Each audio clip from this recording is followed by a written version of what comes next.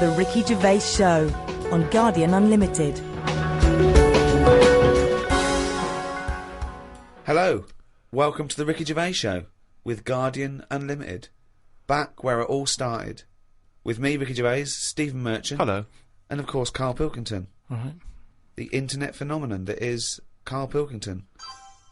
Now this could be interesting. Now that noise, do you want to explain, Steve? I will. I've just sent a text to this number that some of you may have heard of, 63336. Now, apparently this is a number you can send a text to, and it will answer any question that you have for it.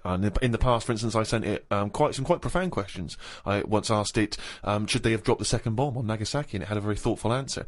So we've sent it a question, perhaps equally thoughtful. Karl Pilkington believes in ghosts. Is he an idiot? Now, we sent that because this is the Halloween special. These podcasts are 3 one-off free specials, and they're free because we want to thank people who paid for the audio books we did, the last 2 series. So thank you for that. I've just bought a flat in New York, and Steve's just bought a lovely BMW. Mercedes. Oh, is it a Mercedes? Yeah. Oh, is it? Oh, right, yeah. I haven't seen it yet. Yeah. Carl's having his kitchen done and his boiler replaced. Still not happy.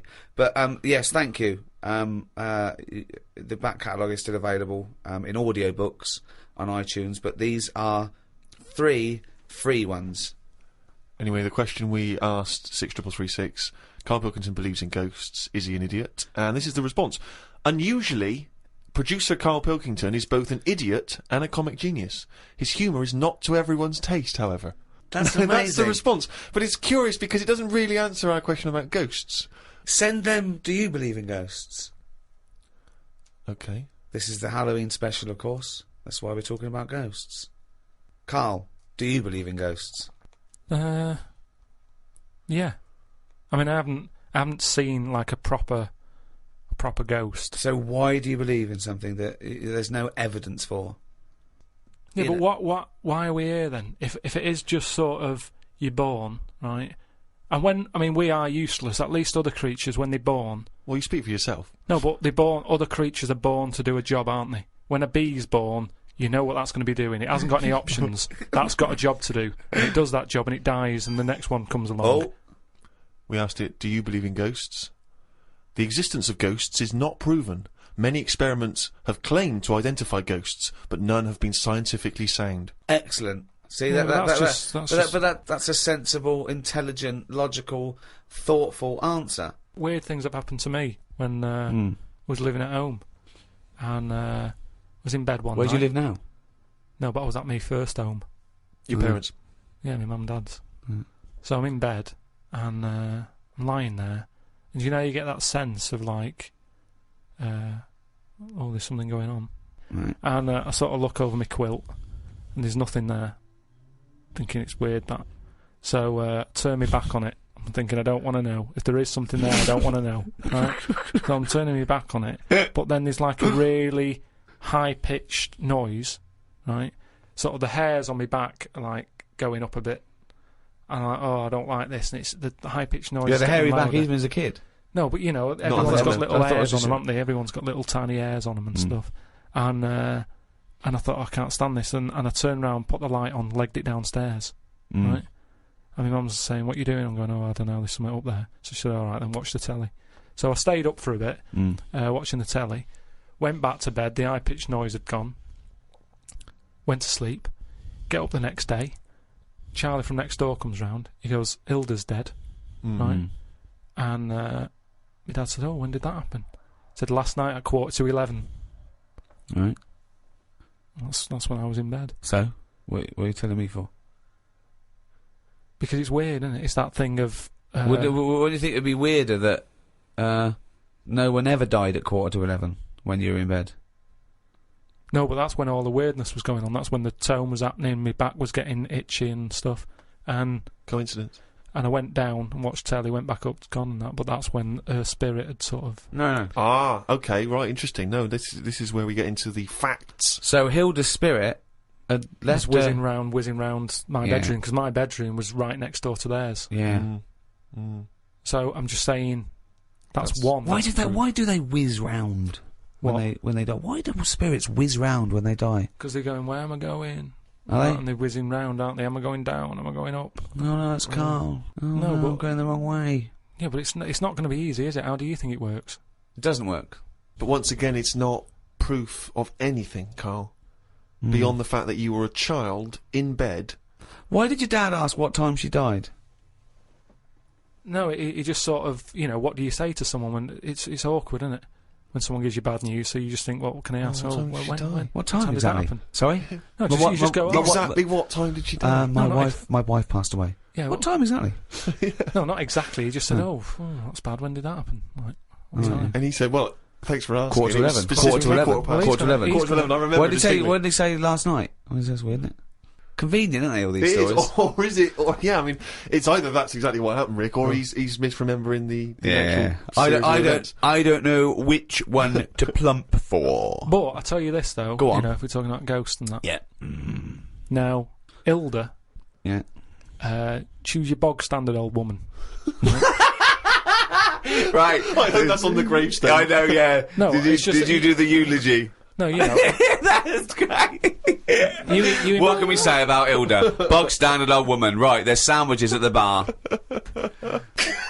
That's the most insulting thing you could ever say. No, there's nothing. No. Let's just think about that Hilda phrase. lived her life. Thank you for coming to celebrate the life of Hilda, Who died at 11:15 specifically. and was a bog standard old woman. Are we burning or burying? But anyway, she lived to be quite old. Which annoyed you? No, in a but- bog standard way. But this is what I was saying about us all living too long and stuff. It just makes it worse when it does come to us being a ghost. I don't know what you're talking Don't know about why again. that sentence made no sense.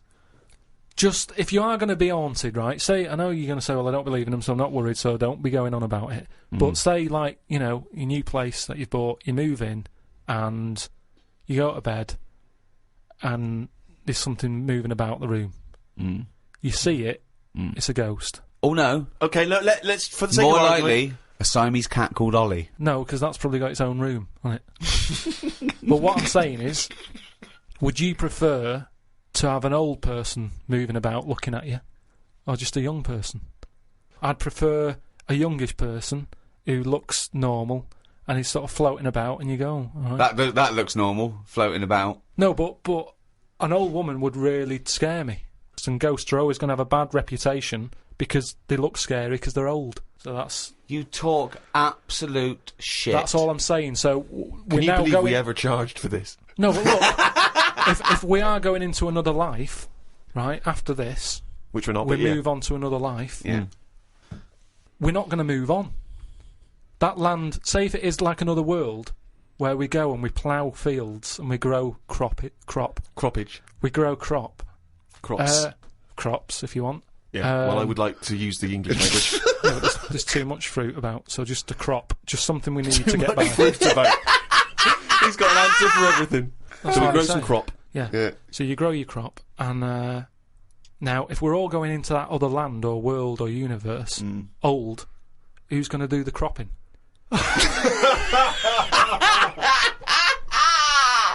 Oh God! Oh, I've never heard so much crop in my life. It's a load of old crop.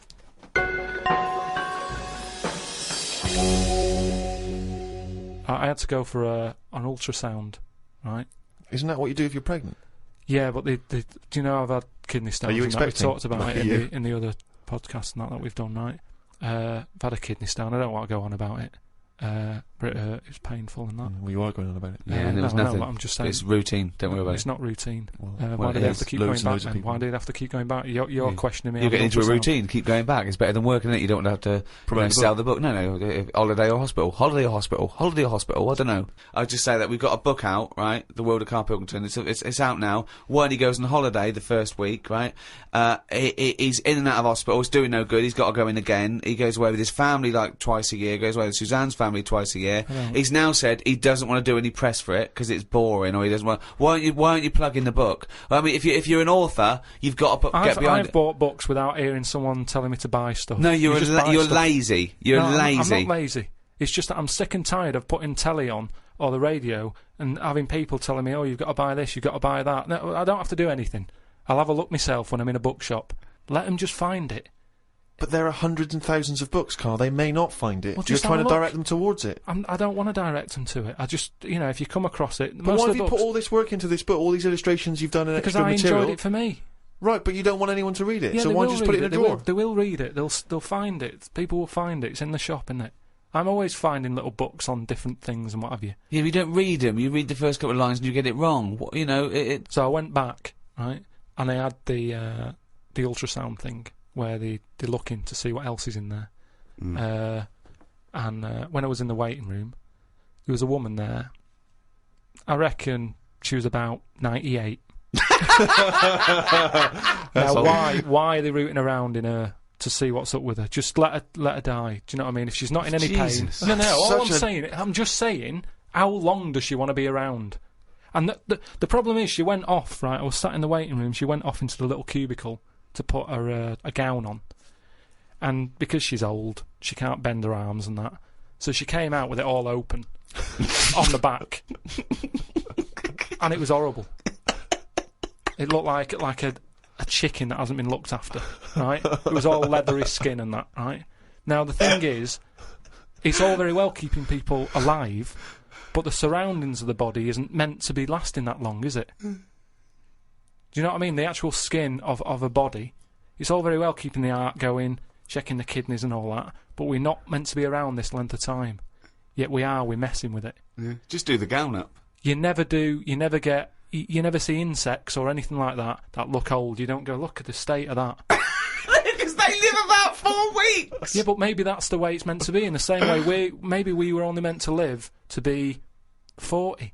But why did you go in for your operation then? Why didn't you just think, well, this is it, I've It's had on my offer. time? If they're looking after an old woman who's about 98, I'm having a go.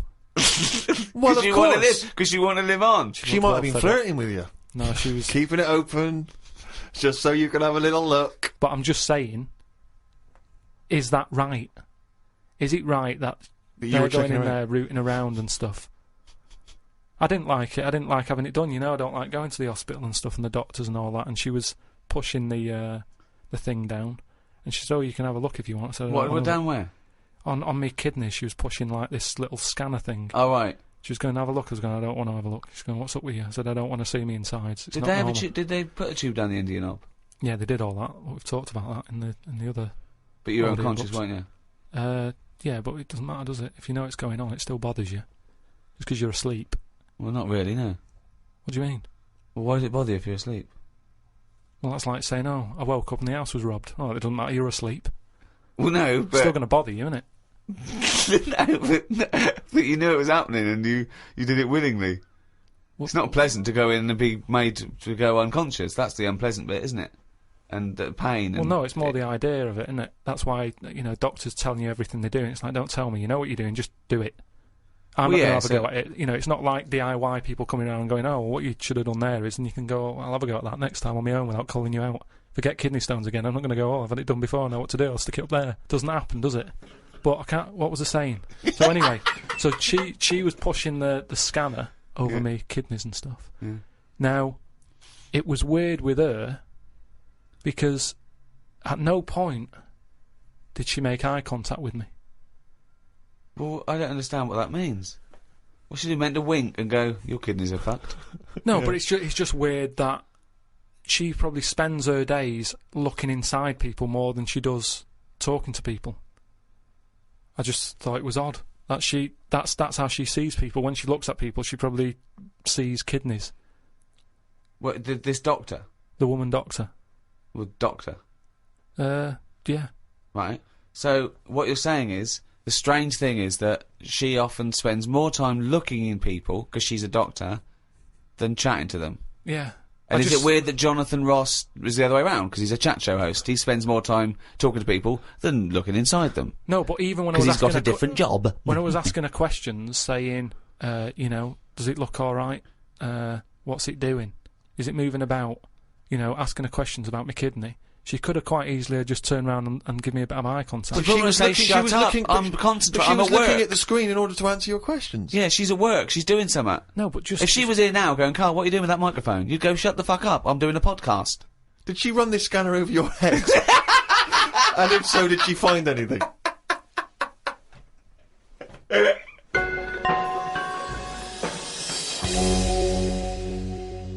We'd like to try and educate Karl, Rick, as you know, as we have done since we've known him, really, and he doesn't really seem to absorb any information. No. And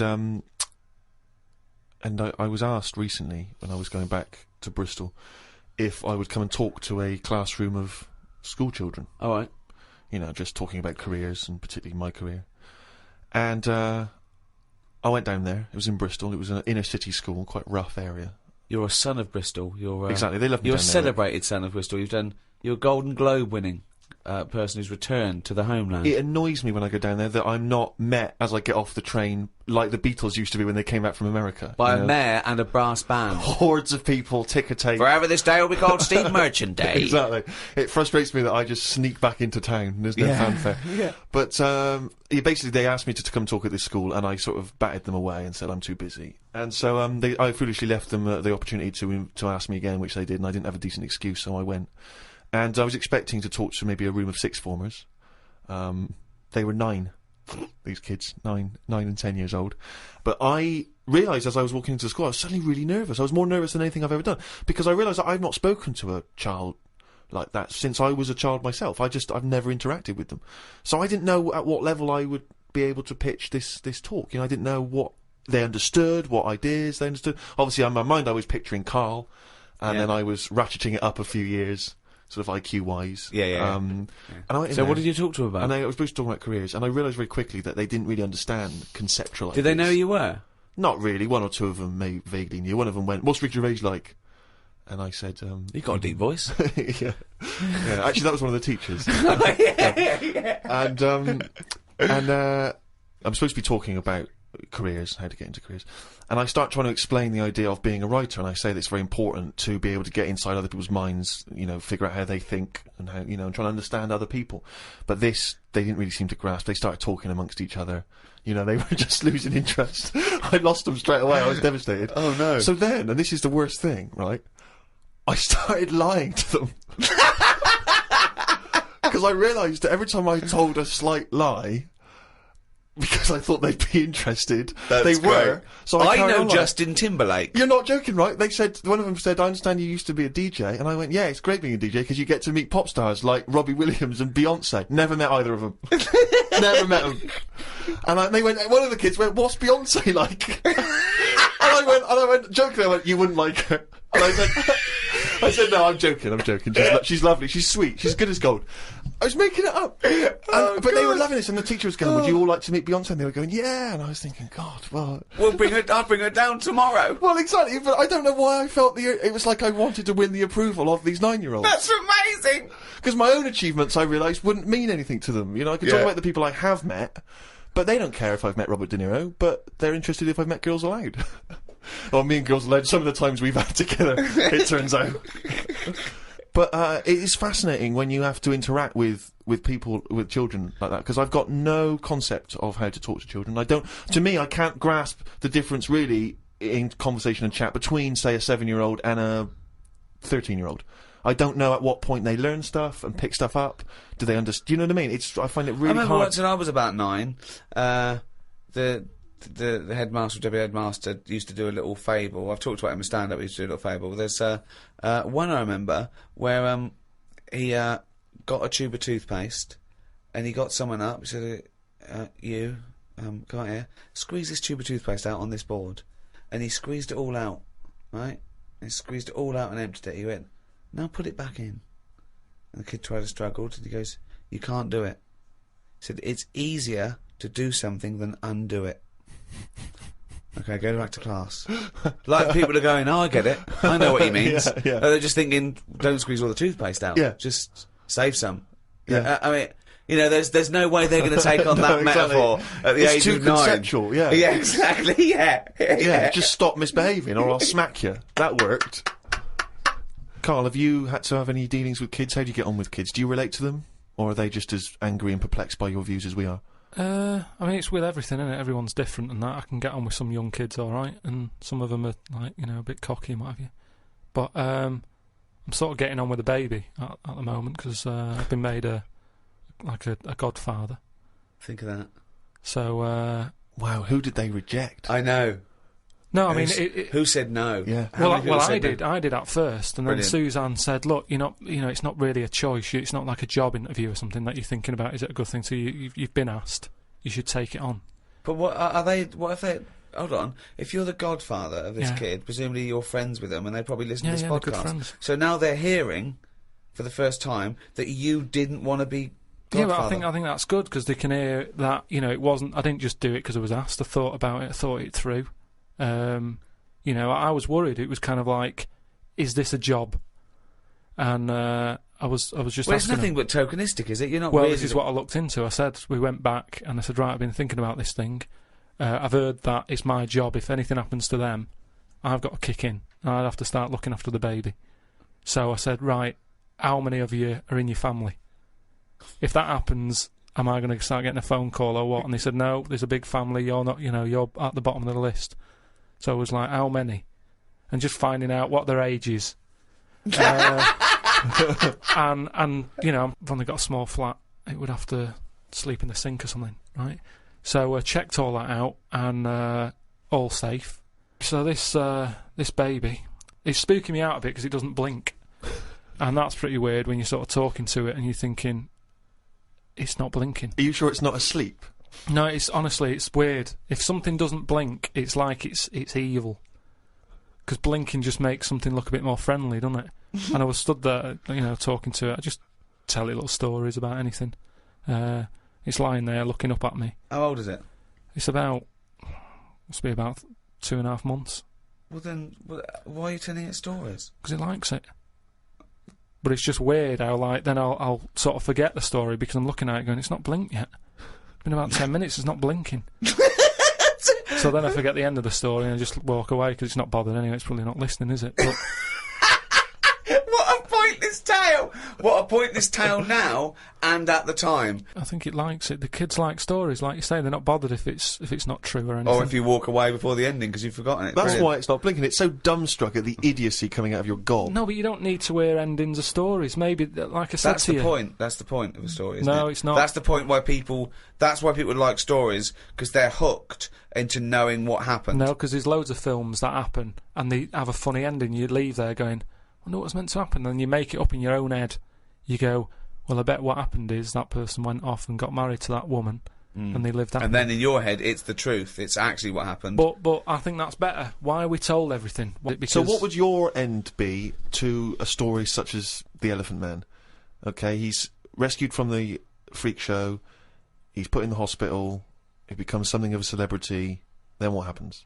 He discovered he had big ears and he could fly, and he joined the circus and he was the main attraction. I wouldn't change the end that much because at the end of the day, you can't make something up that's not believable. At the end of the day, he's got an head like an elephant. He's not going to have a good life, is he? So there's no point making out that he went on, loads of women fancied him, and he modelled hats. It's not going to happen. So he's got to die. The Elephant Man had to die, but at the same time, Was shot by poachers? show for his tusk? show a few positives, because I'm sure there was good bits in his life. I don't know what they were, but look at everything. What was he like when he was a little baby elephant? They didn't cover what he was like as a kid, but you can get away with them sort of looks when you're a baby. You can be an ugly baby, and everyone goes, "Oh, isn't it nice?" There was some woman in a cafe the other week that I was sat in, and she came up and she sat down with a mate, and she was talking loudly, going on about, "Oh, the baby's lovely." They said it's got lovely big eyes, really big hands and feet. Now that doesn't sound like a nice baby to me. I felt like saying it sounds like a frog, but I thought I don't know her. There's only so much you can say to a stranger. I don't know what kept me from saying it. That's what I was saying before about there's something. It sounds like a frog. There's something inside of you that stops you. Yeah, that's amazing that you had the urge to go, that doesn't sound like a good baby. What, love? I'm just listening to conversation. That baby you're talking about sounds like a fucking frog. Yeah. But something stopped him saying it.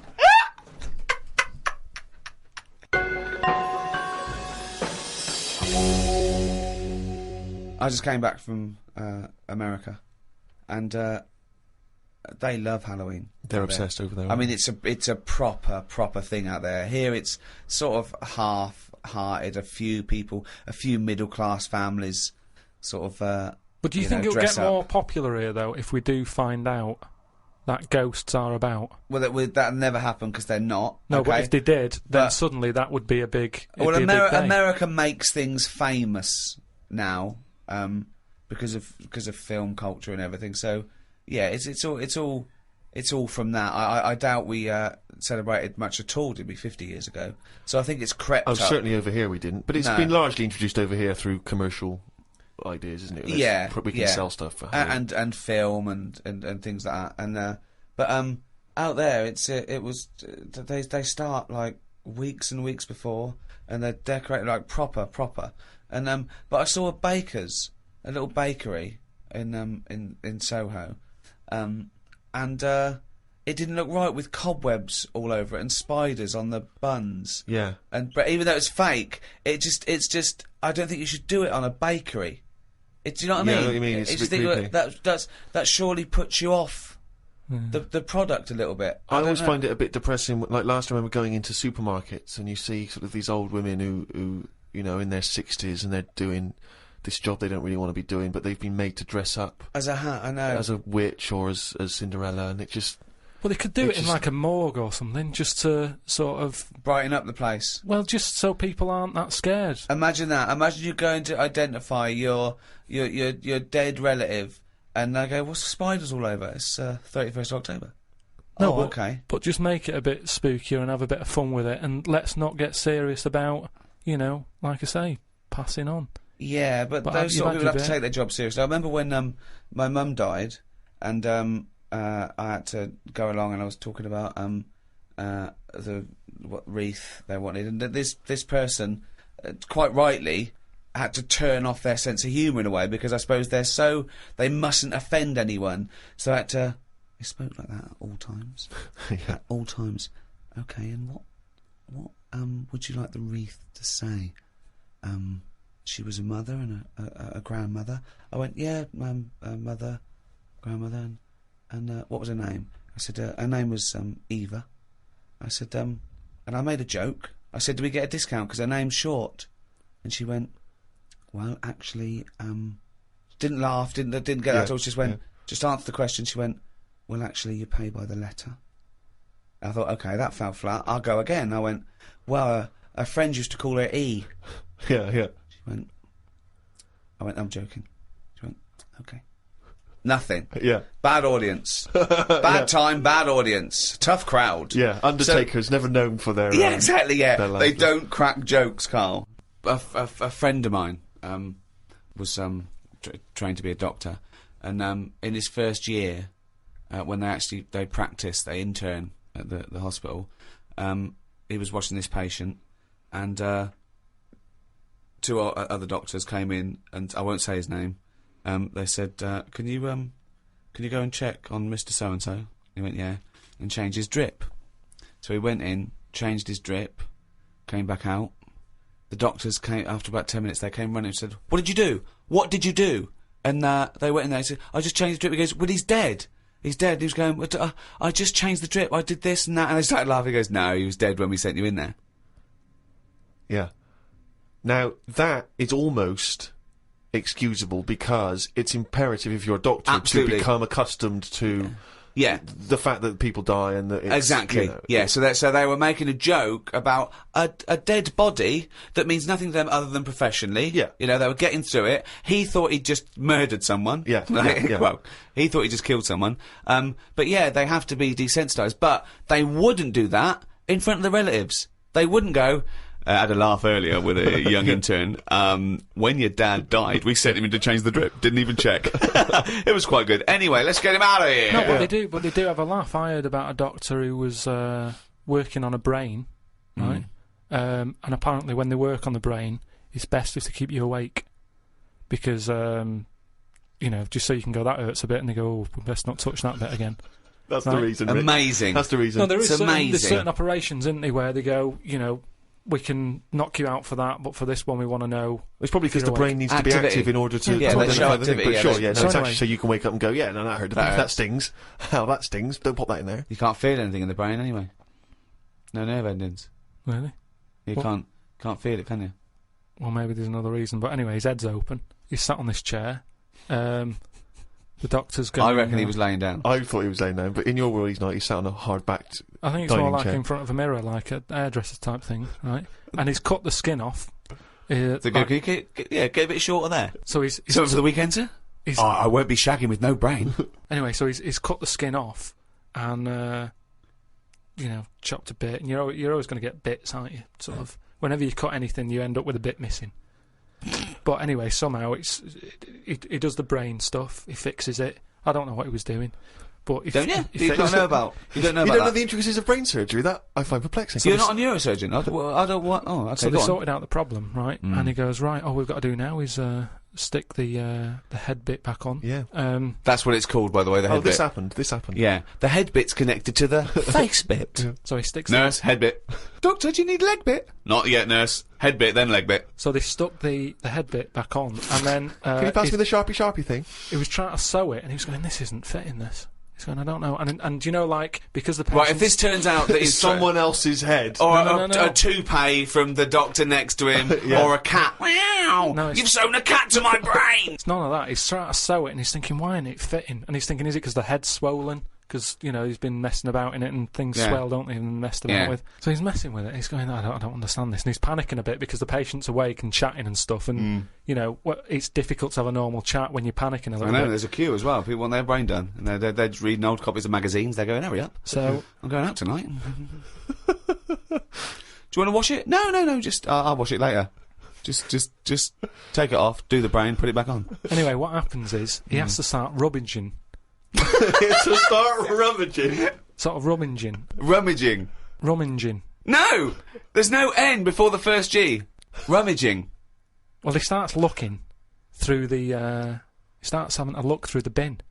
What? Because he knows he's chucked a bit away of the skin. Right. Where is this surgery where a bloke's sitting up in front of a mirror and there's a bin? Is there a little basketball ring above the bin as well? So when he throws things, it goes through there first? I'm just saying that's what happened, and you were saying about things that happen, and you've got a joke about it. So he's rummaging, and what happens? He said to him, the fellow was starting to sense the nervousness, and he said, what's going on here? And he says, oh, you're never going to believe it. I've lost a bit of your skin. Lost a bit of your head, yeah. I can't Why did he cut? I don't understand. Why is there... Why is it in two bits? Because things just break up, don't they? It's like chicken. When you see him walking around, everything's in place and it sticks together.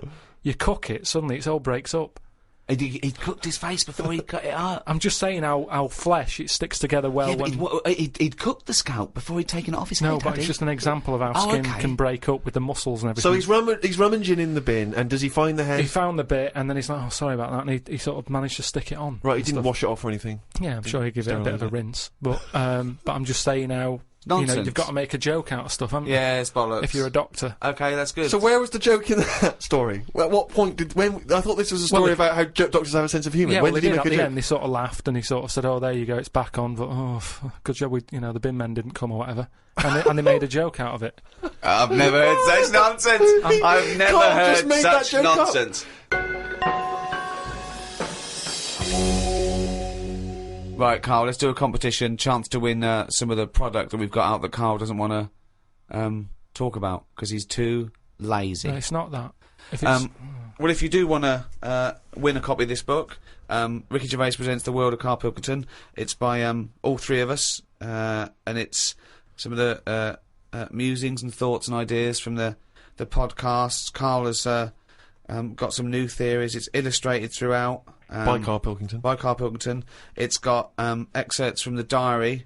They're genuine, aren't they? They're photostated things from the diary that people haven't seen, and it's fascinating read.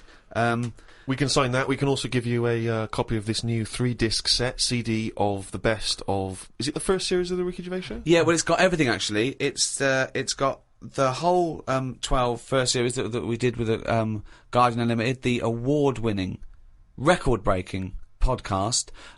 It's also got some excerpts. If you want the best of, you can put that on. And it's got 1 hour of new material, which we recorded especially for it. But you can't get that. You can't buy that in the shops till the 13th of November. And I throw in the new Flanimals book, Flanimals of the Deep. It's the third in the trilogy, Karl. Are you excited about that? Yeah. And the question is, do you want them? Okay, that's the quiz question. That's the quiz question, yeah. Okay. If Is that you a trick question? No. Just the first correct answer. I'm not Ah. going to know what the correct answer is, but do you want them? And think what if you do want them, then that might what's the answer? And you can send that to podcast@rickygervais.com. Include your name and address, and if you're the lucky winner, then we will send this stuff to you if you want it. and it's the first come, first serve. Okay, so the first correct answer to the question. Do you want it? Do you want that stuff? Do you want Flanimals and the CD box set and the book and that? Okay, well, if you know the correct answer to that, podcast@rickygervais.com. Good luck, everyone.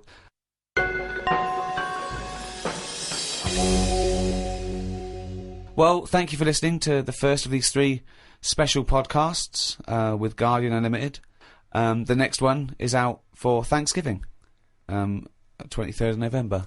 We don't actually celebrate Thanksgiving. What is Thanksgiving? It's a thing in America. Right. It's like the big holiday. Probably rivals Christmas. Probably bigger than Christmas.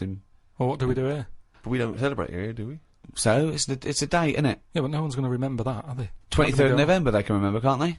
Yeah, but it's nice. Well, they should remember that's one day before my birthday if we're going to celebrate anything. Okay. Well, you've got this one. The next one's the 23rd of November, and the next one's the 25th of December. Well, how can I remember 25th of December? Well, Christmas. that's fair enough. That's Christmas, but Thanksgiving we don't celebrate Thanksgiving. Okay. The next one's out about the 23rd of November. Then after that, about the day before my birthday. Oh, they're going to remember that, aren't they? It's Steve Day in Bristol. Yeah. Anyway, if you've enjoyed this special edition of the Ricky Gervais Show, the entire back catalogue is still available on iTunes under audiobooks, by the way, not podcasts.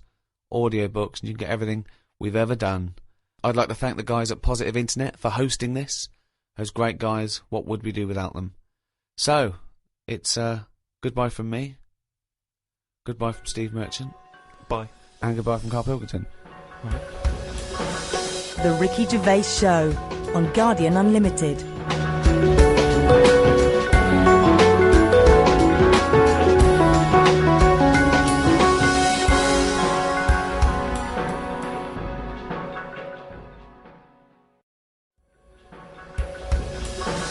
The Ricky Gervais Show on Guardian Unlimited. Welcome to the second in this series of 3 special free podcasts with the Guardian Unlimited, with me, Ricky Gervais, Stephen Merchant, Hello. and Karl Pilkington. All right. These are a special thank you to all the fans that bought the last few podcasts we've done. Still available on iTunes. You can't miss it. It's at number 1 in the charts. Karl, it's Thanksgiving. I don't know what that means. I don't know how we're doing this. I'm slightly in agreement with you, actually. I don't celebrate Thanksgiving. Well, no, but it was, arbitrary dates are easy to remember for some people. Halloween, Thanksgiving, Christmas. Easy to remember. I don't think Thanksgiving is. Well, it is in America, and... Yeah, but I couldn't tell you. I mean, I've been around for 30-odd years. I've never celebrated one of them. I've never done anything about it. No one has. I don't know any relation who has ever said, "Are you popping around for Thanksgiving?" I don't know, when is it? I've never done it. Because it's not celebrated in this So country. why are we celebrating it? We're not celebrating it. It's an arbitrary date to do a podcast. I just don't know what it's about. I mean, before you celebrate something... You don't celebrate know. Halloween, do you? But we did that. No, but it annoys me how people don't actually know what the occasion is, but they celebrate it. Kids don't know what Christmas is about these days. It's just like, oh, I'll get some toys. That's Yeah, what I mean. So Thanksgiving, it's just another one, isn't it? It's another event. Okay, why do you celebrate Christmas then? Because everyone else does. You can't get Brilliant. away from it. I'd quite happily block it out. If I did a new diary, I'd leave out that date and go, come on, let's get on, let's do something good. Well, you go on holiday every 2 weeks. What's that to celebrate? No, I'm just But saying... people need a little break, don't they? It's a great... He doesn't. Christmas is a great time, even Yeah, if you but take the away the problem religious is, what I aspect. don't like about it is everyone's off at the same time, so everything stops. See, what I'd do is, I'd say to people, do you like Christmas? Yeah. Right, when do you want to celebrate this year? And let them do it whenever they want. Well, that's ridiculous. Why? As long as you're remembering baby Jesus, does it matter when you're remembering him? But I'm an atheist and I celebrate Christmas because it's a time of year where everyone is off and everyone gets together. Yeah, I know. I don't care what they call it. The fact that we're all doing it at the same time is what's nice about No, it. There's a it's sense of community, No. national community. Everyone shuts down by about December 15th or whatever. and then it doesn't get going again till like January the 6th. But what is it you're missing out on during this period? Just it's like 2 weeks there. That bit between Christmas and New Year, you might as well delete that out of the calendar. Yeah, because heaven forbid you can't put down the library because it's closed. Nothing. all that reading you've got to catch up on. I'm just saying that we're wasting time. What are you doing though? I've never seen anyone on this planet waste as much time as you. If you're not on holiday, you're following an insect around the fucking park. So don't give me that shit. I'm just saying that I don't like fun. Never a truer Well, word there said. we are. We've got to the nub of it here. You don't like fun. This is true. You don't like Christ anything. almighty, you do not like fun. No, organised fun. I hate that thing. I've said it a bit before about, it's that date, that's what you've got to do. Will there come a time when someone goes, we've done enough of this? Will there come a time, and for Thanksgiving? Possibly. Yeah, possibly, yeah. Things change, don't they? And you'll be happy then, will you? In 5,000 years' time, when we all worship Glong. Yeah. We, just make a change. That's all I want. Because, I've been keeping a diary. Yeah. What did you have in the calf yesterday, for example? We can read about that later. It's just, like Ricky said, are you gonna do, another one next year? And I wouldn't, because it's, you do the same stuff every year, don't you? It's set up the same way. January, February, it's the same thing, it's the same routine. Yeah. And if you're writing in Why a are they book, always doing them in the same order, those months? It sickens me, Rick. I tell you. You see, it's just easy to put stuff off whilst we've got this calendar, whereas if you didn't have a date, you'd have to do everything straight away. What? Say if I was in charge. Oh, God, heaven forbid, yeah. And someone said, that building needs knocking down. Yeah. It's dangerous. If we didn't have a calendar, you go, let's do it now then. Whereas, because we've got a calendar, it's easy to say, next Wednesday. I love him! His theories are amazing! I mean, I don't know, maybe he is a real visionary thinker. Maybe he is free. You know what I like about him, though? All his thoughts, they're about freedom of expression in a strange way. He's not burdened by anything. He just goes, well, why do we think like that? He questions everything, like a true visionary scientist. But who gets a diary come Christmas time, which I know you hate, for the next year, and thinks, what a piece of shit. Now I've got to I'm just going to do stuff when I want to do it. I'm going to take out next Wednesday. There's no such thing as next Wednesday. No, but what I'm saying is, before the year's even started, I know in that new diary I can whiz forward to December 25th and I go, another Christmas. I don't know what you mean. So everything's set in stone before I've even started the new year. It's like, Pancake Tuesday, that's coming up. So someone's already Remembrance decided. Tuesday. Someone's already decided. Someone's already telling me what I'm doing on half of the year. But all those pages are fucking blank, hell. Carl, for you to fill up with stuff. Oh, guess what? Guess when my birthday is again? 23rd of September. I'm just saying, move them about a bit, move the days about a bit so it doesn't get predictable. But when we change Pancake Tuesday to Thursday, do we tell anyone else? Yeah, they do an advert on the telly, just saying don't forget to buy your pancake mix. But so why? Carl, why not just stick with what we've already got? Because if you're notifying everyone anyway... I wouldn't put a date on that pancake day anyway. Just have them when you want. Have it when you want. There's no big deal. You've got to make them yourself. It's not like some place is opening to do it. Have them when you want. I don't know why that's got a special day on it. Sick of it.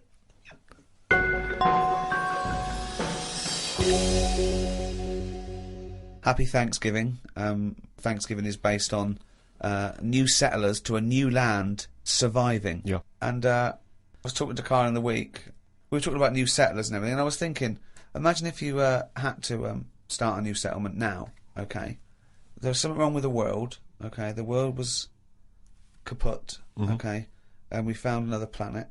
So, Karl, if you had to go to a new planet, don't worry about starting life again. They've got sort of like these breeder clones that do all that, but you can choose 6 people from this world to take to start this whole new world, okay? So you need, as I say, you don't need to So worry what's about... happening here? Is this... It's going to be wiped out, okay? It's going to be wiped out, but there's enough on this spaceship for you and 5 other people, okay? And they've got them there. They've got these sort of breeder clones there, so it's going to be populated. You're going to have the workers, the drones, everything like that.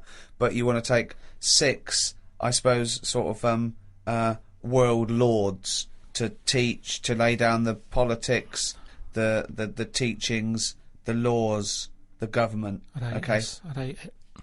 And how long have I got to make a decision on it? Till the end of this podcast. Right, go. Who do you take? Who's the first person you take, and why? And where are we going? Mars. Okay, so a planet where there's an atmosphere. I've got to know where I'm going because I've got to sell it to the people who I'm asking. There's no point when I go, are you coming with me? Where are you going? I don't know. It's just like this world. There's oxygen, there's seas, there's rivers, there's forests, there's animals, okay? But we're going to populate it with the human race, and you can choose 6 people to lord over this new kingdom. You want the best people for the job. Yeah. So, who's the first person? Probably Patrick Moore. Why? Why would you take Patrick Moore? Just because he knows his way about up there, doesn't he? He'll know the way. So just have him. I think that will, whoever I pick next, if they see that he's going, they'll go, right, you know, it's going to be a long Moore's journey as on it board. is. You don't want someone who's going to be going, is it left here? Is it right? Do you know what I mean? And he could play the xylophone on the journey. But Karl Right. is Moore the most useful person to have if you've only got 6, because he may be very useful getting to the planet. No, but I've once always you wanted got there, to meet him as well. I've always wanted a chat, and that'd be a good chance, wouldn't it, when I'm in a rocket? How long's it taking to get to Mars? I don't know, a year. That's what I mean. No, it's so, not Mars, it's somewhere else. Okay, so it's a year to get there, and then... Yeah, well, that's what I mean. So it's a good chance to have a chat with him Okay. about stuff. So And I Moore- think he'd be up for it as well, to be honest. Yeah. I think you know. it's his- why do you think that? Just because he's spent his whole life talking about what's going on up there, isn't it? And yet he's never been, and I feel sorry for him. You know, most people when they're into something, they get to go to a place, don't they? Sure. People who don't know who Patrick Moore is, he's an 80-year-old Astronomer. Yeah, that's what I mean. So let him have a bit of a good life. So Moore's on board. Yeah, Patrick Moore, he's on. Right, out of 5 others. 4 others now. Jamie Oliver. Why would you take Jamie Oliver? Just food and that. You need someone, because they say that like you can feel down if you don't eat. He couldn't convince 8-year-olds to eat a carrot. What's he going to do in this brave new world? They're all going to be on turkey Twizzlers. I think he's got the right attitude. He wouldn't be faffing about. Remember, we've landed now on this new world. Yeah. I don't know what it's like. The people who've Listen, made me I go, love Jamie Oliver. I think he's great. Yeah. But he wouldn't be in my 5 people to start a new world. That's all I'm saying. Nor would Patrick Moore, because he knew the way. Well, what chef would you pick? I wouldn't pick a chef. Why would I pick a chef? Because you want someone who's going to, like I say, food's important. When you're low, there's nothing better. If you're a bit fed up, there's nothing better than having a good... But Karl, I don't think you've quite grasped that these people have to start civilization again. They have to be wise people who can make the laws. Yeah, and before you do all that, you need a good meal. So Jamie Oliver, that's his job. It's like when we get there, that's when he kicks in. Right. He's the first one, really, Can I who suggest gets something? going. Just to save 2 places on Patrick Moore and Jamie Oliver, take a map and a cookbook. Okay, who's number 3? What sort of state is this world in? Does it need... Oh, he's going to take a fucking gardener. Yeah. It's like It's the world, but new. it's that exactly. It's the world but new, untouched by humans. There's been no fossil fuels burnt, no machinery, no wars, just this Garden of Eden. And you, Patrick Moore and Jamie Oliver pitch up. Plus, who else, Karl? Go now. First thought. Attenborough. Again, he's a genius, and he's a bit of a hero of mine. But I don't know if we need Attenborough. Just because I reckon if it's a new world, you're saying it's the same, but they always say, don't they, that all worlds are different. So I'd want him there just to sort of, when we're roaming around, because we'll all stick together for a bit, won't we? When we're roaming around... Then they'll be sick of the sight of you.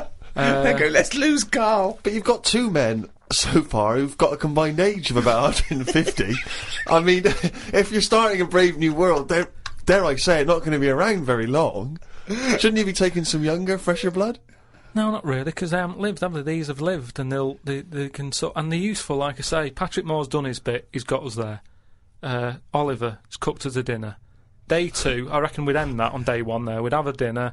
We'd all have a chat. I don't think you're thinking of the future. It's a camping trip. Exactly. I think you're thinking of the journey and then the first night. Okay. So you've got David Attenborough, you've got Patrick Moore, and you've got Jamie Oliver, you've got 2 other places. I get the feeling that you're not so much recruiting people for a new world as I'm a Celebrity, Get Me Out of Here. As a dinner party with people you'd like to meet that you've seen on the telly. Oh. Come on, 2 more. I'd text someone who's a bit daft. Just so. No, you don't need to, Karl. That's covered, believe us. Yeah, no, that's what I mean, though. I don't want them having a go at me going, why are you here? I'd point the attention somewhere else. To text someone else who'd sort of wind them up. So who's that then? Paul Denham, or someone like that. It really is. I'm a celebrity. So you've got Patrick Moore, you've got David Attenborough, you've got Jamie Oliver and Paul Denham. They're starting life again. Okay then, brilliant. Oh God. Right, one more. This is amazing. It's going to be. I'd love to go back and visit this in 1,000 years. What teachings they laid down. Oh God. Don't know. It'd have to be a woman. I think you got to have a woman in that little group, haven't you? Could have another woman chef or. It's mainly eating. He's got that covered with Oliver, but no, he's got to take Nigella in case he's in a cream cake kind of mood. Oh God. Delia Smith was furious. She'd packed her bags and everything. Or a nurse. Now you're thinking. Abby Titmus.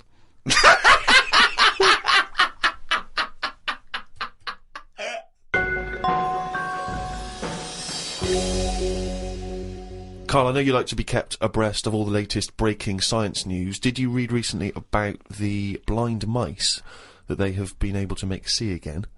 And hopefully they're whatever they did, which allowed these mice to be able to see again, they're hoping to be able to do with humans in maybe about 10 years' time. Or at least begin tests in 10 years' time, which is pretty impressive, isn't it? How many of these mice did they experiment on? 3, probably. Right. They were. It wasn't taking place in a farmhouse, was it at all? I didn't read the intricacies of the. Did they story. have tails? Did they still have their tails? The 3 blind mice. Because I don't know. Again, I'm not sure. Well, okay. What's your concern? Well, I think I know what happened there. Really? Yeah, I think the farmer's wife probably got annoyed at them running after her. Right. But how could they run after her? Because they're blind. I don't know. I think they used a sense of smell and hearing. They could hear her clogs, and they followed the sound of the big fat clogs. Right. But they got their comeuppance. They lost their tails, so now they're blind with no tails. Is that not the story? I think you confused. Okay. Another more recent story. Okay. With that one. Okay. Yeah. Well, we'll leave that then. I don't know. Karl, thoughts though? That extraordinary, isn't it? To be able to cure blindness would be a remarkable achievement in science. It is, but it's just that thing how they say they've done it on mice and what have you. Yeah. If I was blind and I went in for the meeting with the doctor, yeah, and they said, "Do you want yours doing?" and then they said like, "We've done it on mice," that wouldn't be good enough for me. I'd say, look, when the blind fella gets in, don't say we've done it on mice, just say we've done this on eyes. Because if he goes, what eyes? Just say just a pair of eyes. Yeah. As soon as you say mouse's eyes, it's like, well, it's not the same, and it sort of, it would make me go, I'll leave it. Yeah, and then you wake up and you can see, but you've got very tiny eyes right in the you've put in mice eyes. I'm scared of cats. It's just eyes. I think I just don't like having my eyes messed with, and even if I was blind, I wouldn't like it. Right. And I think mine are more active than most, my eyes. What do you mean? Well, I went for a what's her name, Steve. You don't know. I've had problems with my legs. Oh, Christ almighty. He's the same. What are you? 33. He's a hypochondriac. And you talk like you're a 70-year-old man. Honestly, the slightest thing, he's got time off work for this. We went to the dentist 3 times in 1 week. He goes, now his leg's rubbed 2 times a week for some reason. I don't. In and out of the kidney hospital, and they're going, there's no kidney stone, Mr. Pilkington. He's going, oh, right. Christ almighty, do some fucking work. No, the thing is, I've been, in the last, 30-odd years, I've been working hard, and I've let my body get run down a bit. How have you, you're 30, what are you? 33. Right, 33. Sorry to start off with such a hard question. But how have you been working for 30 years? Well, I just have. I sort of I got on with it. At 3? At 3? No, I'm Well, you just didn't get saying. on with anything at school, did you? Because you were just titting about. Yeah. You weren't working Yeah. out there. What was the first job you got? How old were you? I was 15. Right, okay, so you've been working for 15 years then. Okay, good, Yeah, but I right. had my paper round when I was 10, didn't I? And that was hard graft. That's why I'm bald and that. Getting up at 4:30. It all adds up, doesn't it? All adds up. So anyway, when I kicked my height when I was a kid... He always says this, like it's a classic story that everyone should know. Everyone and knows, also like- the phrase "kicking my own height." Yeah. No, Explain So- what you mean. Just kicked my height when I was a Kick kid. your. No one understands. You Karl. kicked your leg up to the kicked height my that height. you were at that time. Yeah. Yeah. So I if kicked you were, my height. It's not a well-known phrase. You can't just go, "I kicked my height." so you're 4.5 foot, and you've put your toe up into the air 4.5 feet by kicking. Yeah, but I landed on my back. Right, 'Cause okay. I didn't Imagine seeing that in the playground. They go, get Karl Pilkington to kick his height. I bet he falls over like a It fucking wasn't in the penguin. playground. My dad got me to do it in the garden. Brilliant. But So- why? Why did He you fall sold over? tickets, the neighbours were cracking Yeah. up. Yeah. Why did you fall over? Did you hit I just yourself didn't, in I the didn't head? have kicked my height. I mean, my leg got high up, but I was that chuffed that I got that high, I didn't think of putting my leg down again. What's it look like? What the fuck did that look like? He's got to think it all through. I thought it was automatic. No, In life, but It stayed there. You sort of stay balanced. Christ But you didn't almighty. think, well, I'm loving this. This is brilliant. But what should I do now? I got my leg up. I'll just keep it up. Whoa! It looked like a Hitler salute with his leg. What were you doing? So anyway, I landed on my back, Yeah. and I did some damage, I think.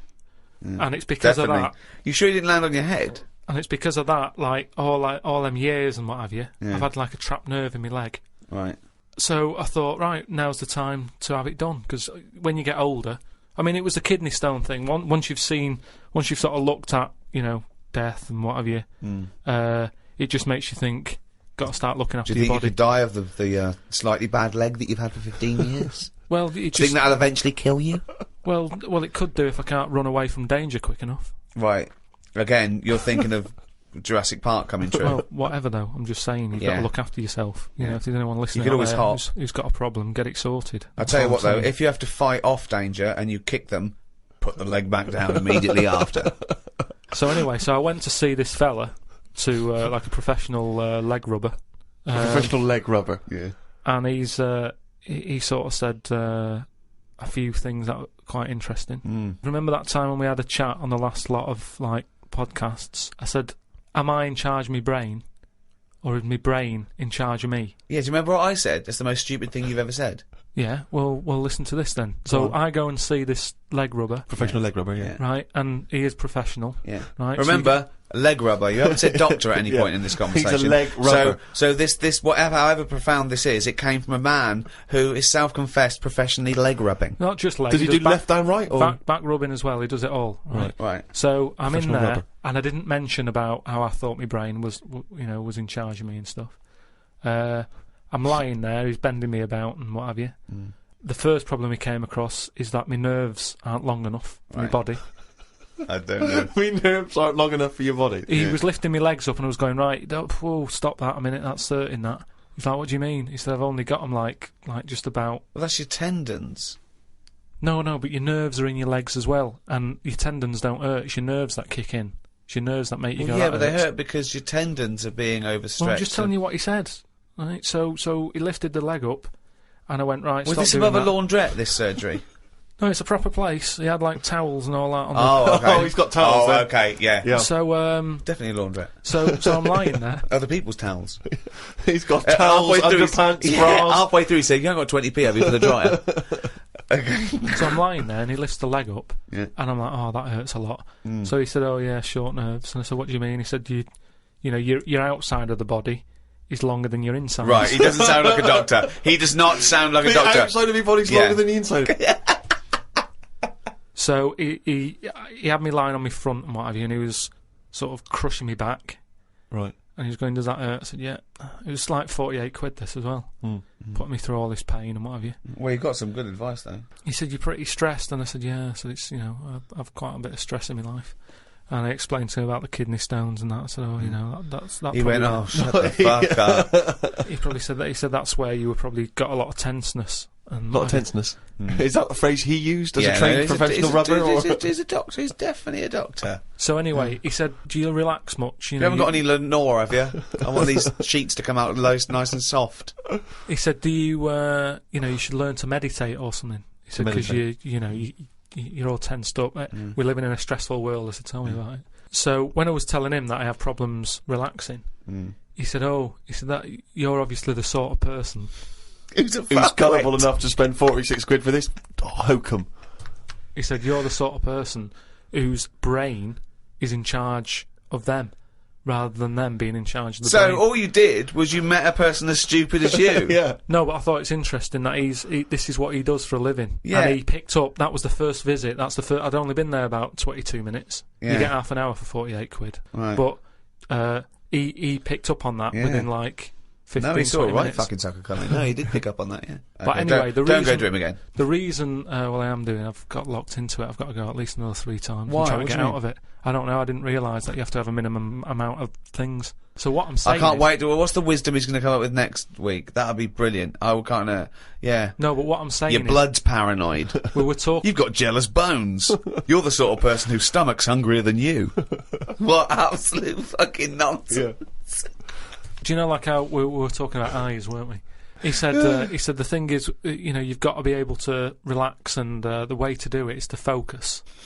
Right? He said, I said, what do you mean? He said, when you go to sleep... You're the sort of person whose eyes can see further than you can. He said, when you go to sleep... Close your eyes and see instead of just leaving them open staring at the ceiling. Carl, keep breathing. Yeah, keep breathing. Close your eyes. You're not dead. It may seem like it, but you're not. You're just asleep. So he said... oh, fuck me. He said, what you've got to do when you go to sleep, focus on your toe, right? Okay. He said, and just think about nothing else. I said, he's a witch.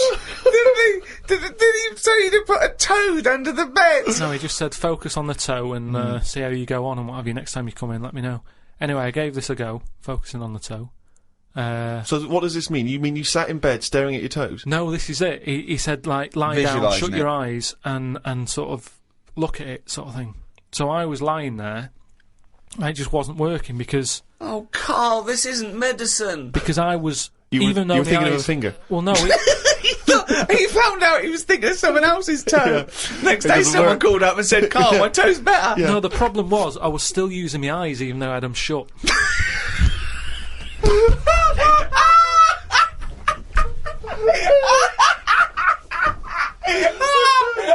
God! Just when I think he could never come up with so much stupid, he pulls that one out of the bag. Right. So what does that mean? Oh God!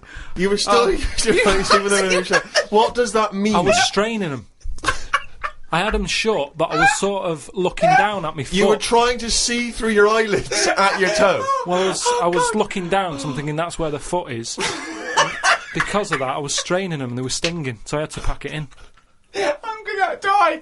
I am going to die! Right. So if anything, this guy's just made your stress levels worse. Yeah, That's I said that to amazing. him. That's amazing. Okay, if someone out there's listening, could you put in order the top 10 most stupid things Karl's ever said? And to me, that is number one. That is now number... Well, that's overtaken... is your brain in charge of you, or is you in charge of your brain? Oh, that's amazing.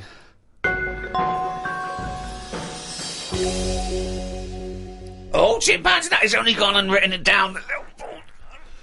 The jingle there to announce yet another reading from Karl Pilkington's diary. When are you going to write until, Karl? What have you got? You're going to do I've got to do as far as December and then that's it? I don't know, when does the diary end? 31st December, usually. Yeah. You're Do gonna it do the till whole way then. there? Typical, always the same. Yeah, that's when I'll do it till, and then... Why do that? Why be conformist? Why end on December? Why not end on January the 31st? weird that you should go. Don't be constrained to what the diary Please. says. Me mam called me to ask me to like. Fuck me, you're right. Look, that should be.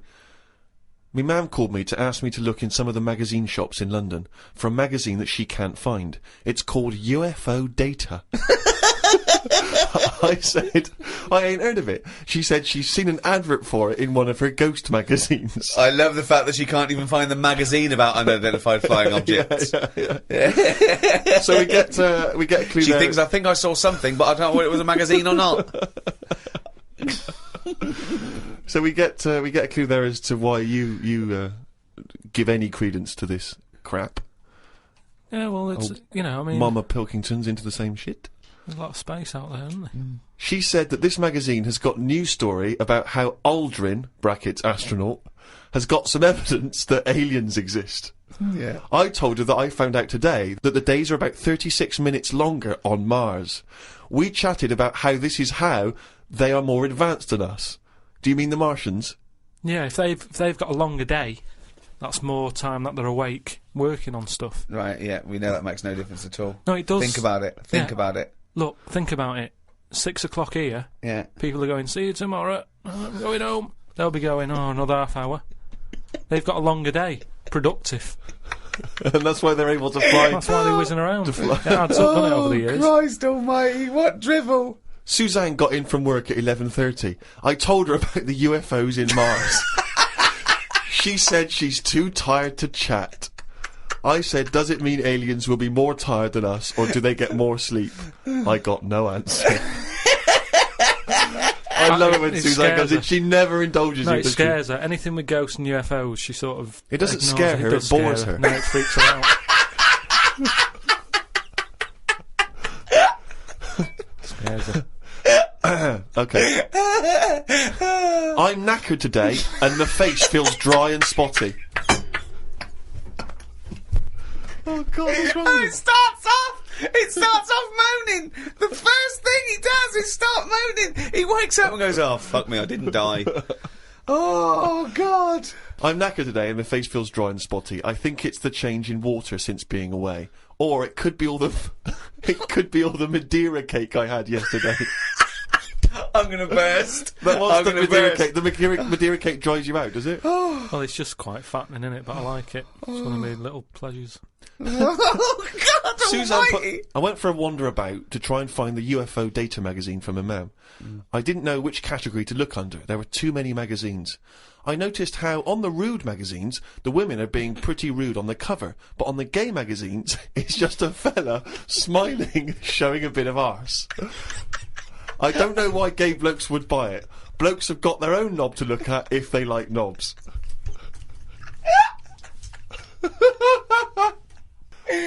Why were you looking at the gay magazine? No, I wasn't. It's just... Oh, you were? No, I You noticed studied them. Yeah, because I was looking for UFO data. I don't know where they put it. I don't think you find evidence of other worlds down men's pants.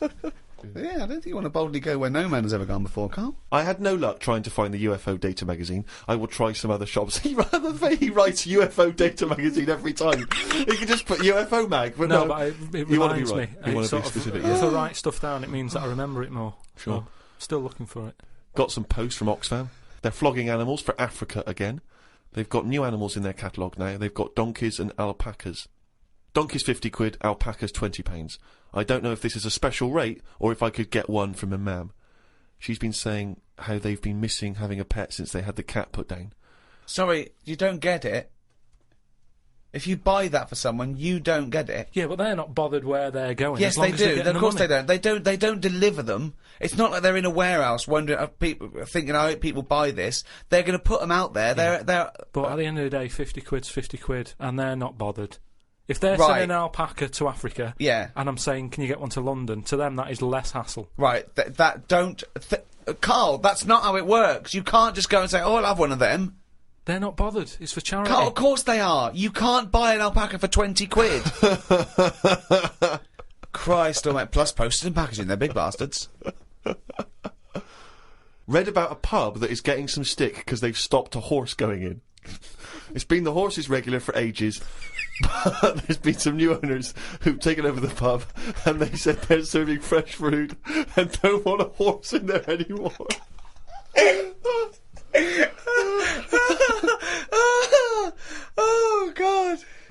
We've got to publish this diary. There's some dynamite stuff in here. We've got to publish the diary. I mean, this is... Never mind, peeps. Can't we put this out next year or something with a special CD? It's amazing. You can't keep this from the world, Karl. I met Suzanne after she finished work, and we went for a brew in another cafe. Gosh, Jesus. It's always having a brew in a cafe. It's like a sitcom. It is. Suzanne said I look tired and fed up. I think it's because I ain't been sleeping. Or the Madeira cake, we don't know. Or he's been going to every news agency in London, looking at gay magazines. She taught me some way to breathe that will relax me. I wasn't feeling that relaxed, though, because the person behind the counter was banging about making a coffee. Noise stresses me out. I wonder if less deaf people die of stress than people with working ears do. Oh, it's the theories. It's the theories. It is such a noisy world, though, isn't it? It is. London is noisy, very noisy. I think just everywhere, just noise in general. They were saying now, like, every noise has been used at least 5 times or something. What do you mean? Because there's only so many noises in the world. I don't know what you're talking about. I don't know what you're talking about. No, there's only so many What noises. do you mean every noise has been used 5 times? I don't know what that means. I don't know what it means. Because... I don't know. I have no idea. Every noise once has been used at least 5 times. There's only so many noises. It's like a piano, isn't there? There's only so many notes. Yeah. And there's only so many noises. Right. But because there's so much stuff, the same noises are being used again. I don't know what that means. By whom? Who's reusing the noise? By whatever. So a woodpecker when it's woodpecking? Yeah. Some birds make noises that would sound like a Ford Escort. Just because there's only so many noises that people can use. What is he talking about? Noises are a byproduct. Outside an instrument, noises are a byproduct. A machine, they don't go, what should we make this noise, make this machine? It makes the noise it makes when it's doing something. But why does it make that noise? Why not pick another noise? They don't pick the noise. Who's picking the noise? The printing press makes the noise because it's the sound of the thing going down. Yeah, you so know, a hammer makes that noise because that's what it does. No one's going, oh, can we make a different noise? No, it's a byproduct. I know. So there's only so many noises. I don't know what you mean. You said the byproduct is because of something that's happening, right? But it's the physical action, isn't it? And the way that impacts on the surrounding air. That's what how noises are manufactured. It's not a choice. When Stevenson's rocket came, and I went. They went, can you make it go? No. That's the noise it made. I know, but then, say like a new frog comes out. Oh, what do you mean a new frog comes out? They find a new type of frog, right. It makes a noise, and they'll go, yeah, I knew it was going to sound like that. What are you talking about? Because there's only so many noises. No animal comes out and makes like a weird noise, and you go, I've never heard that noise before. They go, oh, that sounds like a chicken, or it sounds like a Ford Escort, or... There's only so many noises. What frog sounds like a Ford Escort? Well, there can't be many, because you've used Ford Escort twice as an analogy here. So you're running out of noises. You've come up with chicken and Escort so far. I can't explain But the problem is, a Ford Escort sounds a bit like an Austin Allegro. So I know, yeah. And a chicken, you're ripping off the turkey, you cunt.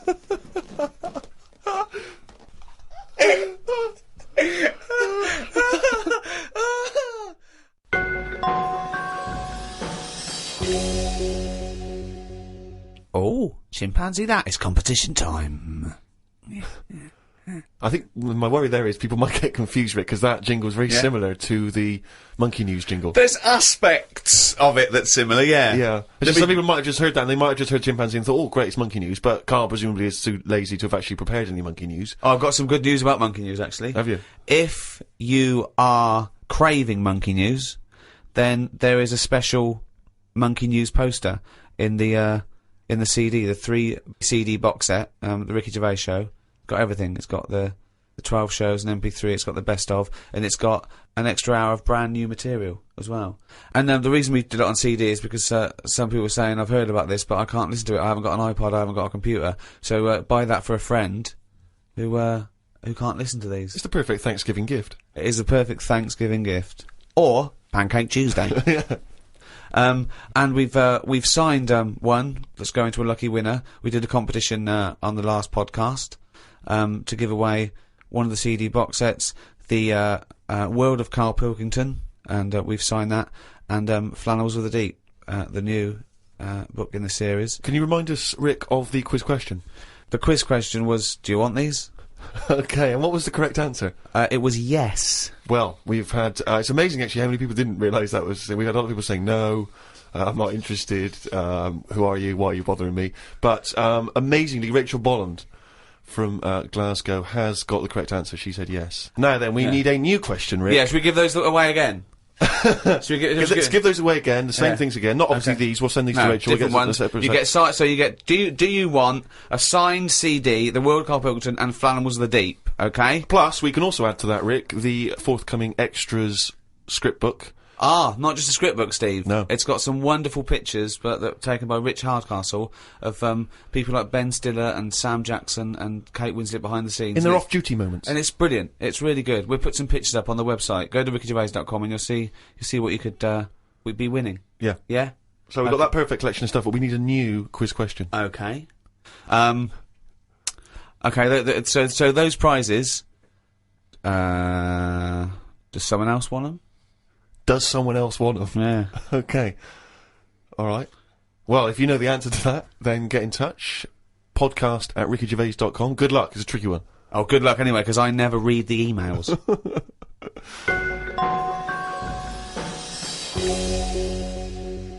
Well, that's the end of the second in this series of 3 special podcasts. That was the end of the Thanksgiving edition with me, Ricky Gervais, Steve Merchant. See ya.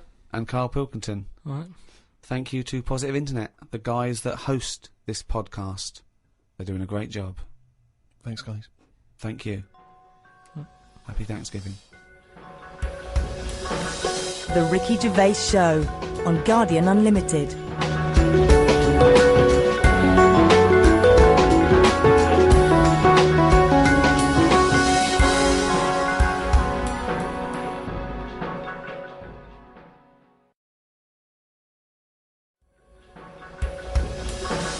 The Ricky Gervais Show on Guardian Unlimited.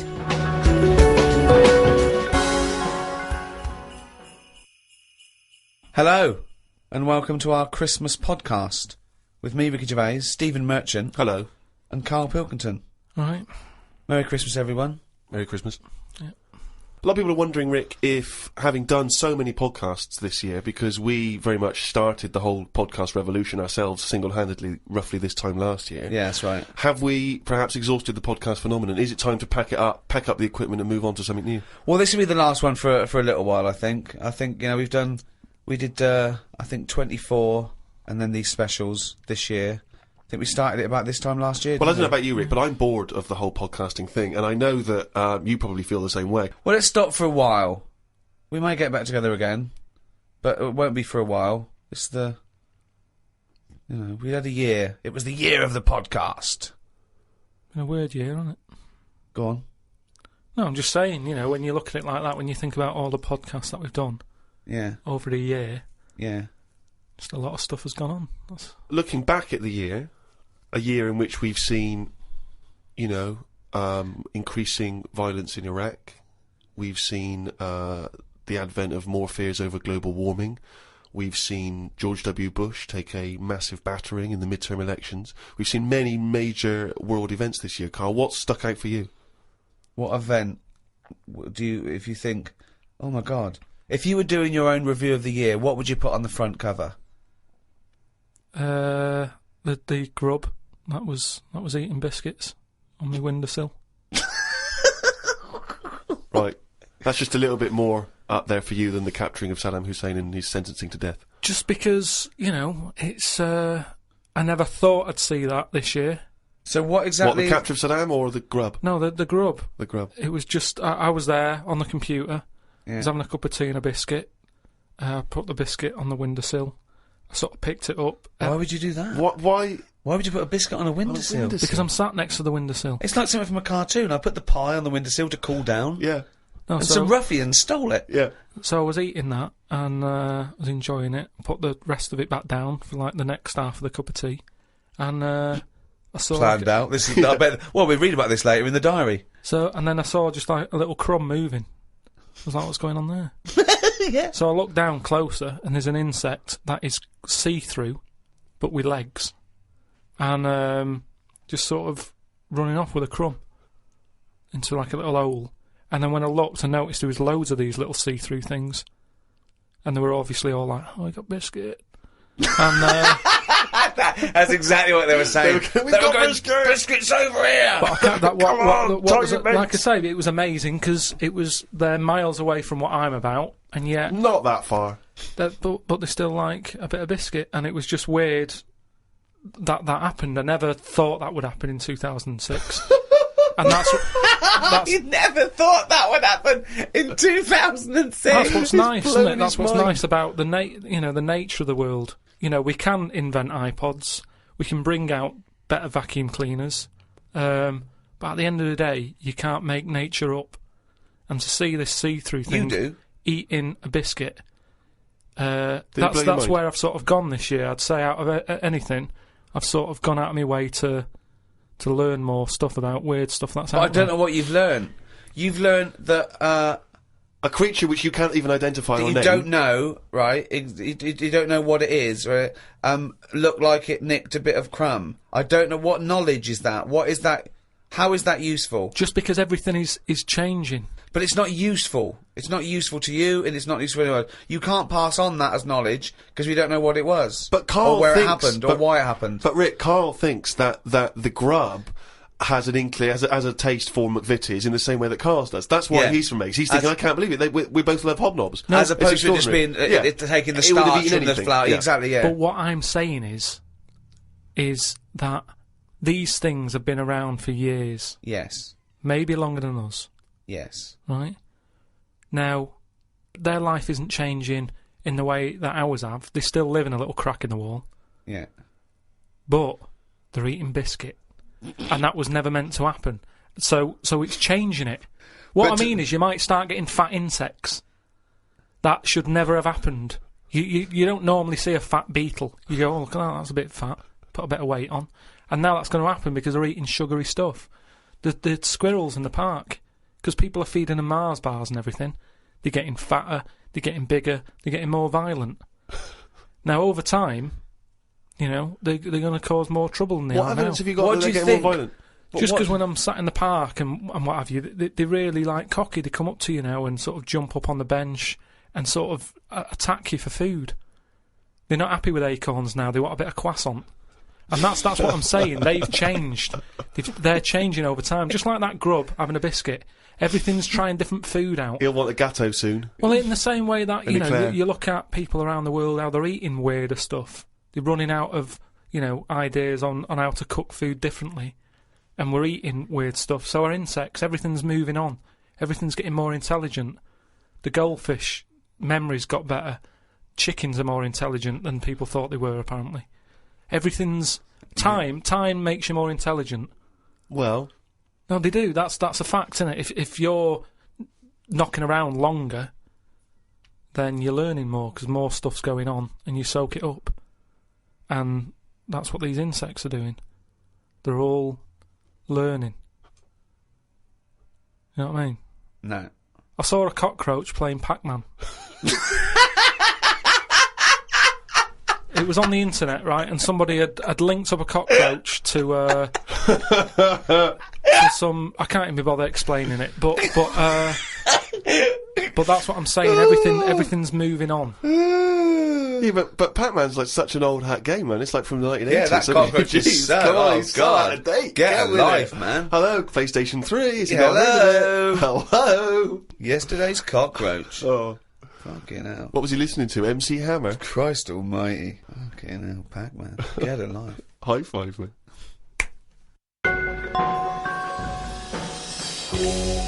I was in the supermarket recently, just walking past the condoms on the way to the pornography, and I thought, you know, it's worth perhaps, you know, getting a stocking, you know. in Get a case- stocking? No, getting some condoms. What, to put over your head? You're not still doing that, are you? No. No, I thought it was worth getting some condoms in. You know, it's Christmas party season, and you never know when you're going to run out of balloons. and I was weird because the condoms in the supermarket are contained in a kind of cage, in a plastic cage, so it makes it all the more embarrassing buying them. because I took them off the thing, and I was trying to open it. Sort of, because I thought that they would. You had to open it. Try it on. Try it on. Exactly. Okay, this, in case it doesn't fit, Exactly. bring it back. Yeah. Bring it back. Yeah. And I was Do you do alterations? Yeah, we do. Yes, £5. And so I'm trying to open this thing, and this guy who works there, is sort of this middle-aged guy who works there, goes, you have to take that to the checkout, so you can't open that yourself. And I was just, because I don't know, I still find it very embarrassing, dealing with any of that sort of, prophylactics and things. The novelty of that is still very embarrassing to me. And so I just left it. I thought, forget it, I'm not gonna take these to the counter, because you never know. It's like if you get served by a woman, it's still a bit embarrassing, particularly if that's all you're buying. Because she knows what you're up to. You're going to fill them up with war and throw them at students. And anyway, the reason I mention this is because it reminded me of the conversation we've all enjoyed in the past, Rick, about when Karl bought for his girlfriend for Christmas.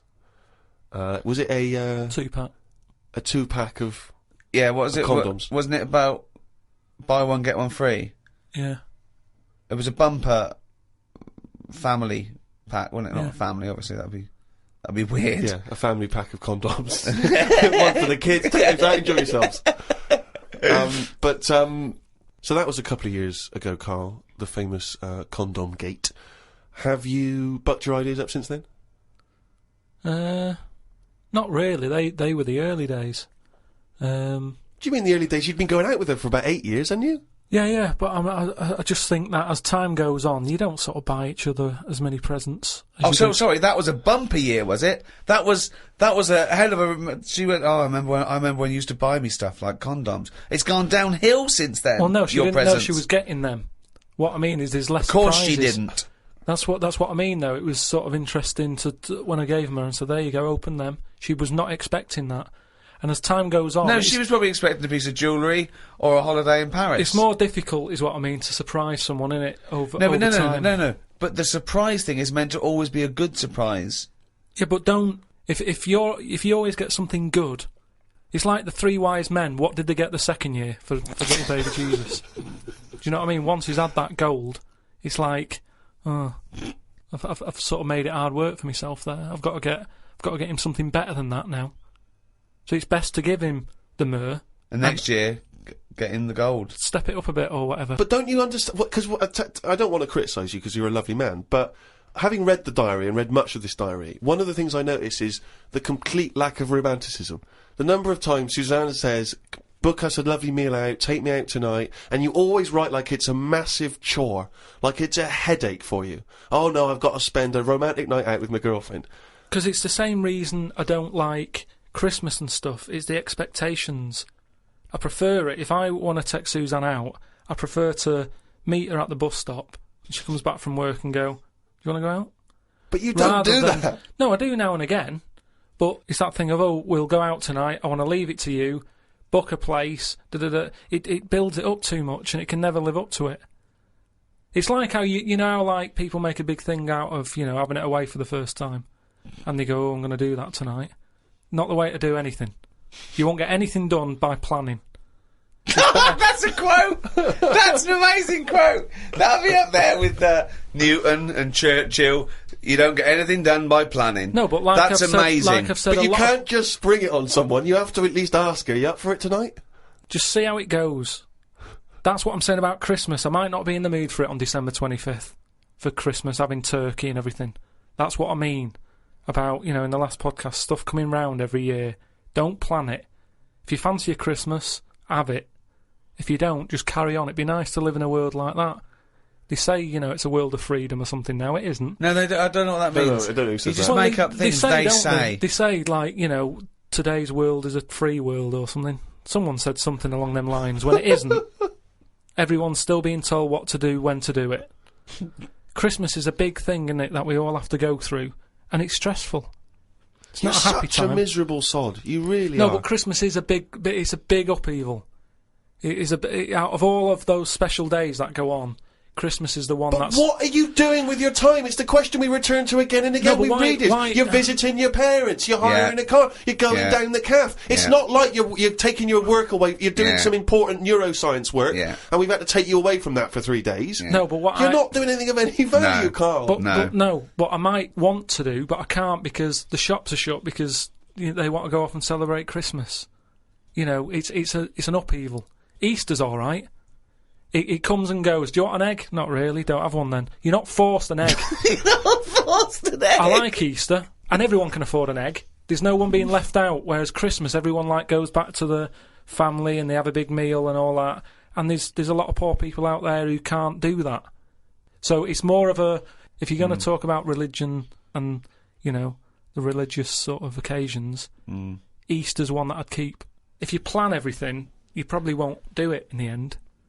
Whereas... Again, that as a soundbite is gobbledygook, isn't it? No, what I mean is, say holidays, when you know they're coming, you never enjoy them as much as one when it's surprised on you. Who surprises someone with a holiday unless you win it on a game show? How can you go, bloody hell, I'm on holiday? Suzanne did it with me. She sorted it all out and booked me time off work without me knowing. Oh, that's a lovely romantic gift. Yeah, nice. And I went along with it and we had a great little holiday. Yeah, so maybe you should do something like that. Fair.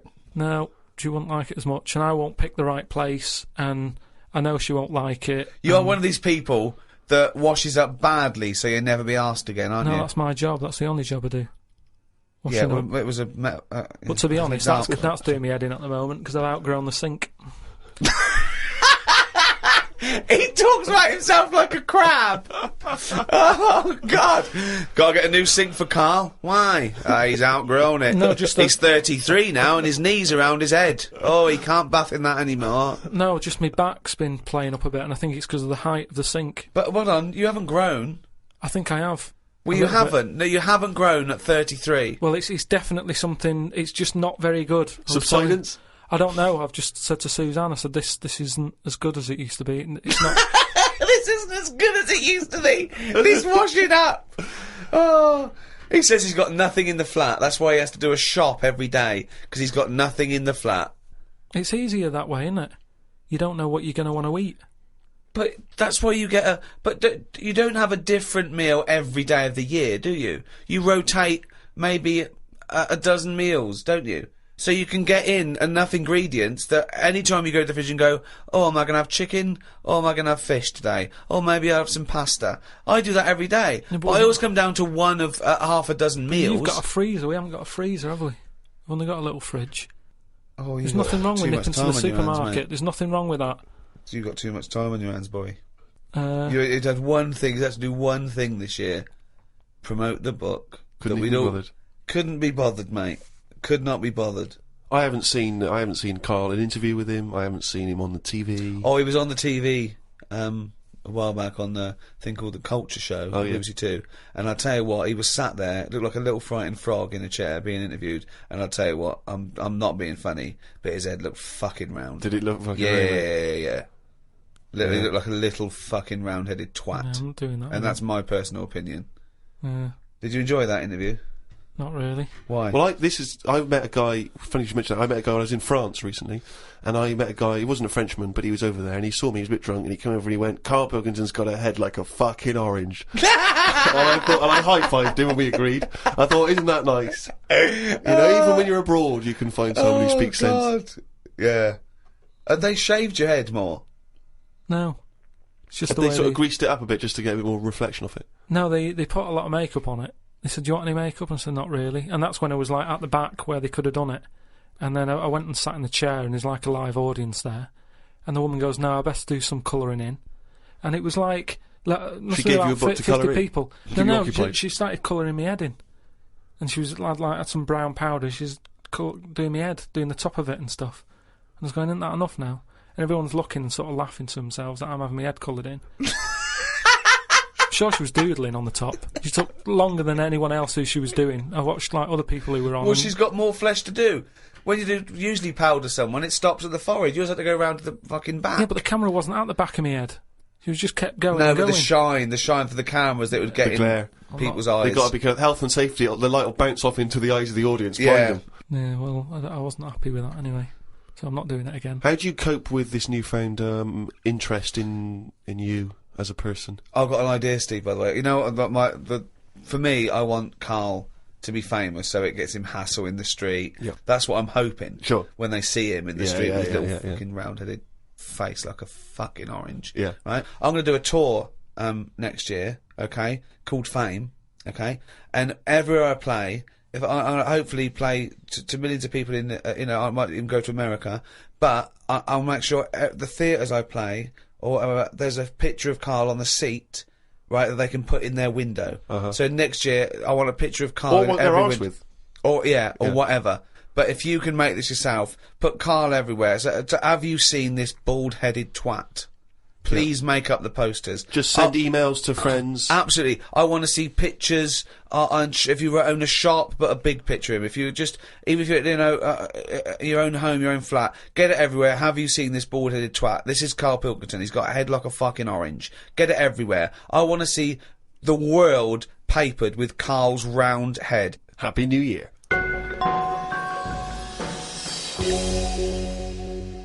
Oh, he's only going to write it down for a whole fucking year. Useless. That, of course, signifies another reading from Karl's diary. This is the last one of both 2006 and on any podcast for a while. Let's make the most of it. Let's enjoy some of the wisdom. I also of think Karl it's the Pilkington. last time ever he will make an entry in this diary, because you're not going to keep another one, are you? I don't know yet. I might just get a smaller one. But I found that since keeping a diary, I've gone out of my way to do more stuff. Well, you say that, but Well, let's find out. Let's find out if that's true. No, but I have. I read a bit in the news about people being injured while trying to cut open avocados. It's a food that ain't worth injuring yourself for. If it's a hassle to get into, leave it to the experts. I have never bought one. I have also avoided coconuts and pineapples. The amount of hassle to get into these things outweighs the joys they give. Yeah. It's the same reason I never bought a pair of Dr. Martin boots. Too much hassle when it's time to take them off. Yeah, a lot of my mates used to wear them in like the 80s. You know, you can't just kick them off, can you? It's a big upheaval. What, you've got to unlace them, you mean? Yeah, I mean, since I found shoes with Velcro on them, brilliant. Just the way, I don't understand why laces... Is it because you can't tie your laces? No, I can do it, but it's wasted time. you're so lazy. Wasted time. That gives him more time to sit around and look at insects, How long eating does it take biscuits. to take off a pair of boots? Well, it's 14 ridiculous. seconds? He can't fit his days as it is. No, but I don't understand how some inventions sort of catch on and other things don't. But this is what I mean. He's got too much time on his hands. Sitting round at home thinking, why are we not using Velcro more? But there's Why one are we Velcro manufacturer going, yes! At At last! He last. said what needed to be said. Why don't you get it sponsored? Because you could wear a Velcro toupee. Because that would be great if we could do that. If someone could invent a little hairpiece for Karl, Velcro's the little bit of fluff he's got on the top of his head, his shiny orange-like head. Pop a little Velcro toupee on. I would love that. I would love to get him wearing a wig. But why necessarily reduce it to a toupee? Why not some kind of carrying device? You know, he could carry goods and things around in there, sandwiches. Yeah, he doesn't look like carrying a bag. Well, what about that? A little thing you carried around, a little Velcro thing you carried a pot on your head for your sort of like keys and trinkets and money and that. Well, no, I've told you about that idea that's out there but hasn't caught on as well. The tie. Right. The tie with loads of pockets and stuff in it. Yeah, but you got to wear a tie. Yeah, but that'd be quite nice, wouldn't it? I've never wore a tie because I always think, what's the point? It's just hanging there in the way. Can you imagine this image of Karl walking around in his big Velcro shoes, a tie with an apple stuffed in it, car keys, Yeah. iPod? No, but don't you think it's a good idea? Would you wear it with a shirt and collar or just a t-shirt? No, wear it with a shirt. That's what I'm saying. It's an invention that will smarten up the world. Now, a tie, what does a tie do exactly? Yeah. What does it do? Nothing. Right, so I'm saying make it do something. But I'm saying don't wear it at all. Pop your keys in the trouser pocket. No, Or because take a bag. because the world is getting more and more scruffier, isn't it? When you look I back don't know what that means. I don't know what that means. when you look back at like Victorian times and everything, everyone wore a hat. Right, they wore a tie, they wore a suit, and it was a nicer looking place to look at. When you see it on pictures, you go, "What a smart world that is." Well, you can't see cholera and things on pictures, but sure. No. No, but I'm just saying it's better to try and cover it up with a bit of, Cloth. yeah. Yeah. The world looked nicer with more cloth, whereas now everyone's rowing about scruffily.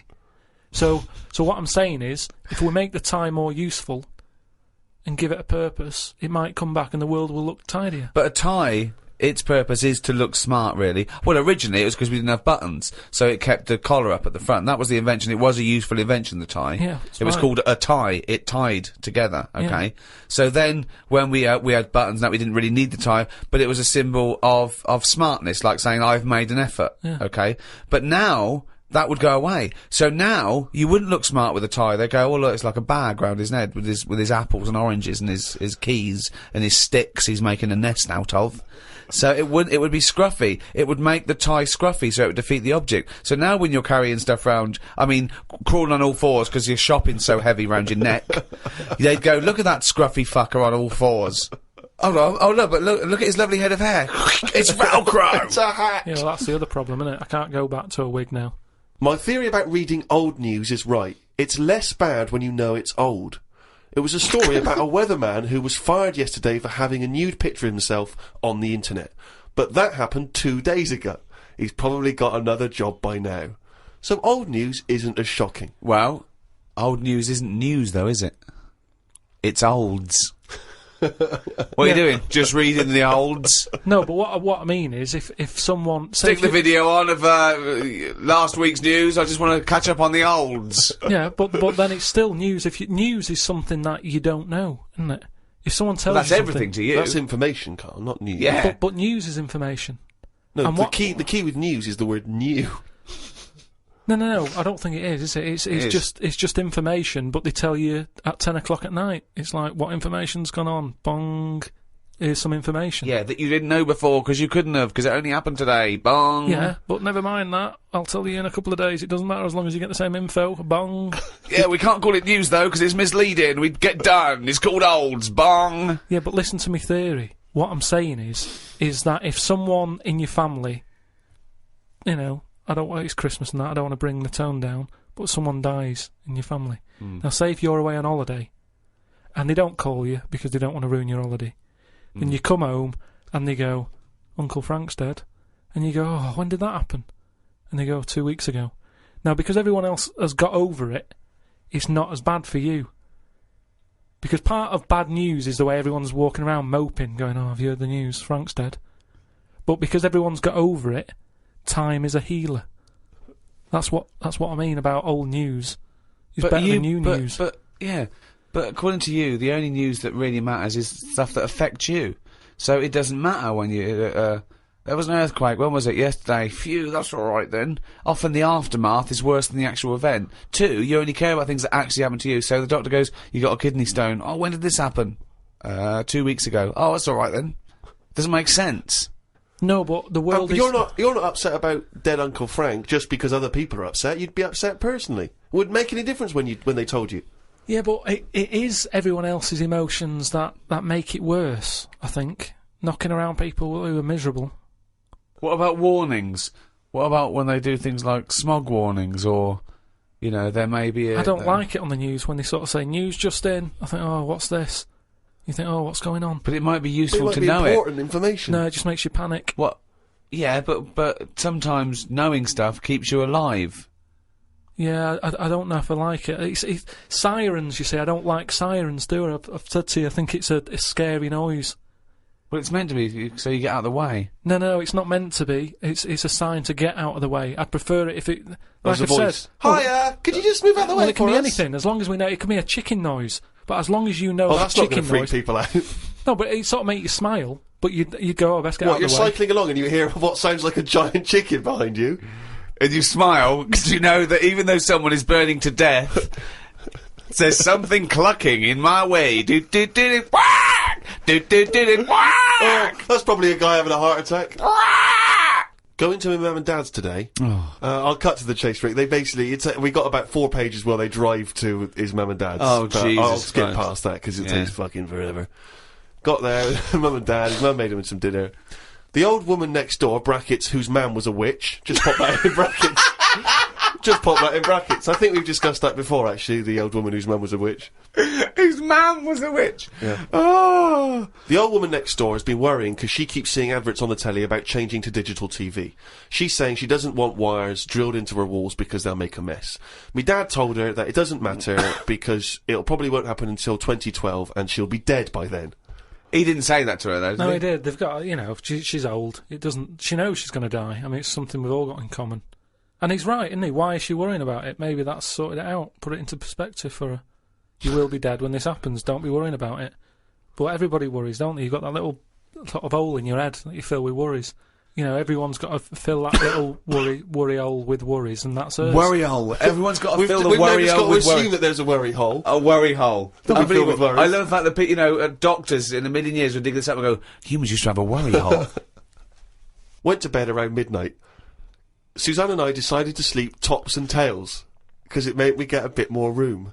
Me dad had cut a bit off the mattress to fit it between two cupboards. It's amazing how much of a difference it makes just sawing off a bit of the mattress. You sort of roll to the edge, but the weight of the blankets keeps you in. This is like something from a Roald Dahl book. No, it's just, you know, you think anything, you can sort of trim anything, can't you, and it normally works. But with a mattress, I mean, he only took off, I don't know how long that is, but he's sawn off about that much on the mattress and then has stapled it back together again. Amazing. And it just makes so much difference. Of course it does, because a mattress is a very carefully designed object. Yeah, you wouldn't think so, though, would you? Well, you just would think if you had a it's full of fucking brain in sponge. your nut. No, Someone took his brain out of his worry hole? Oh, God. He sawed a mattress in half. So we decided to sleep tops and tails. It just gets stranger. So strange. Why? he did it to make the room nicer with the cupboards on either side.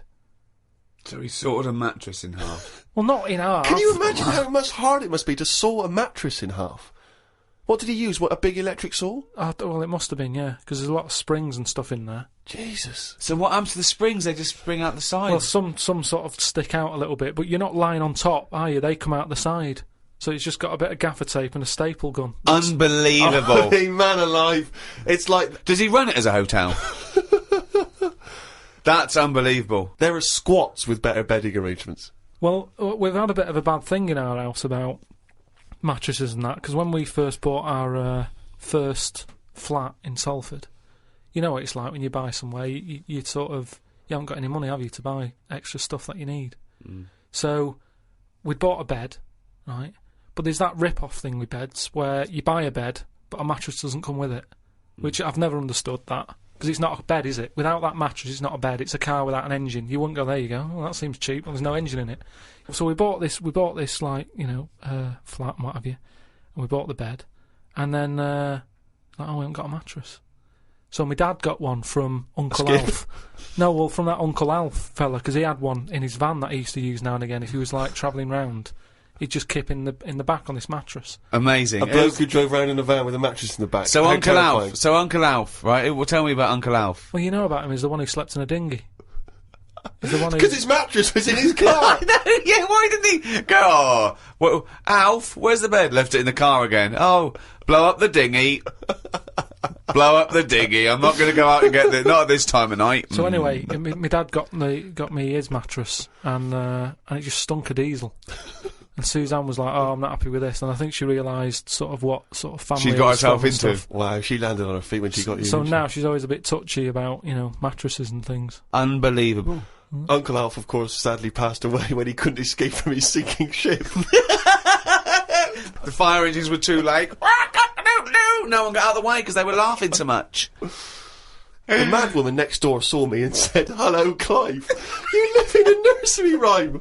The old man down the road, the old woman next door whose mum's a witch, Uncle Alf who lives in a dinghy." This is like not a real place. It's like fucking Narnia. It's a children's TV programme. Unbelievable. Oh, God. Oh, just all of them there on this broken mattress trying to find the golden ticket. Oh, God. Oh, God. The old fella down the road talked to my dad a bit. He kept bees in the back garden. Oh, for fuck's sake. Here comes the bee man. His Yorkie dog was knocking about when he was messing with them, and it ended up getting stung 150 times. Oh, little bastard. What is he doing?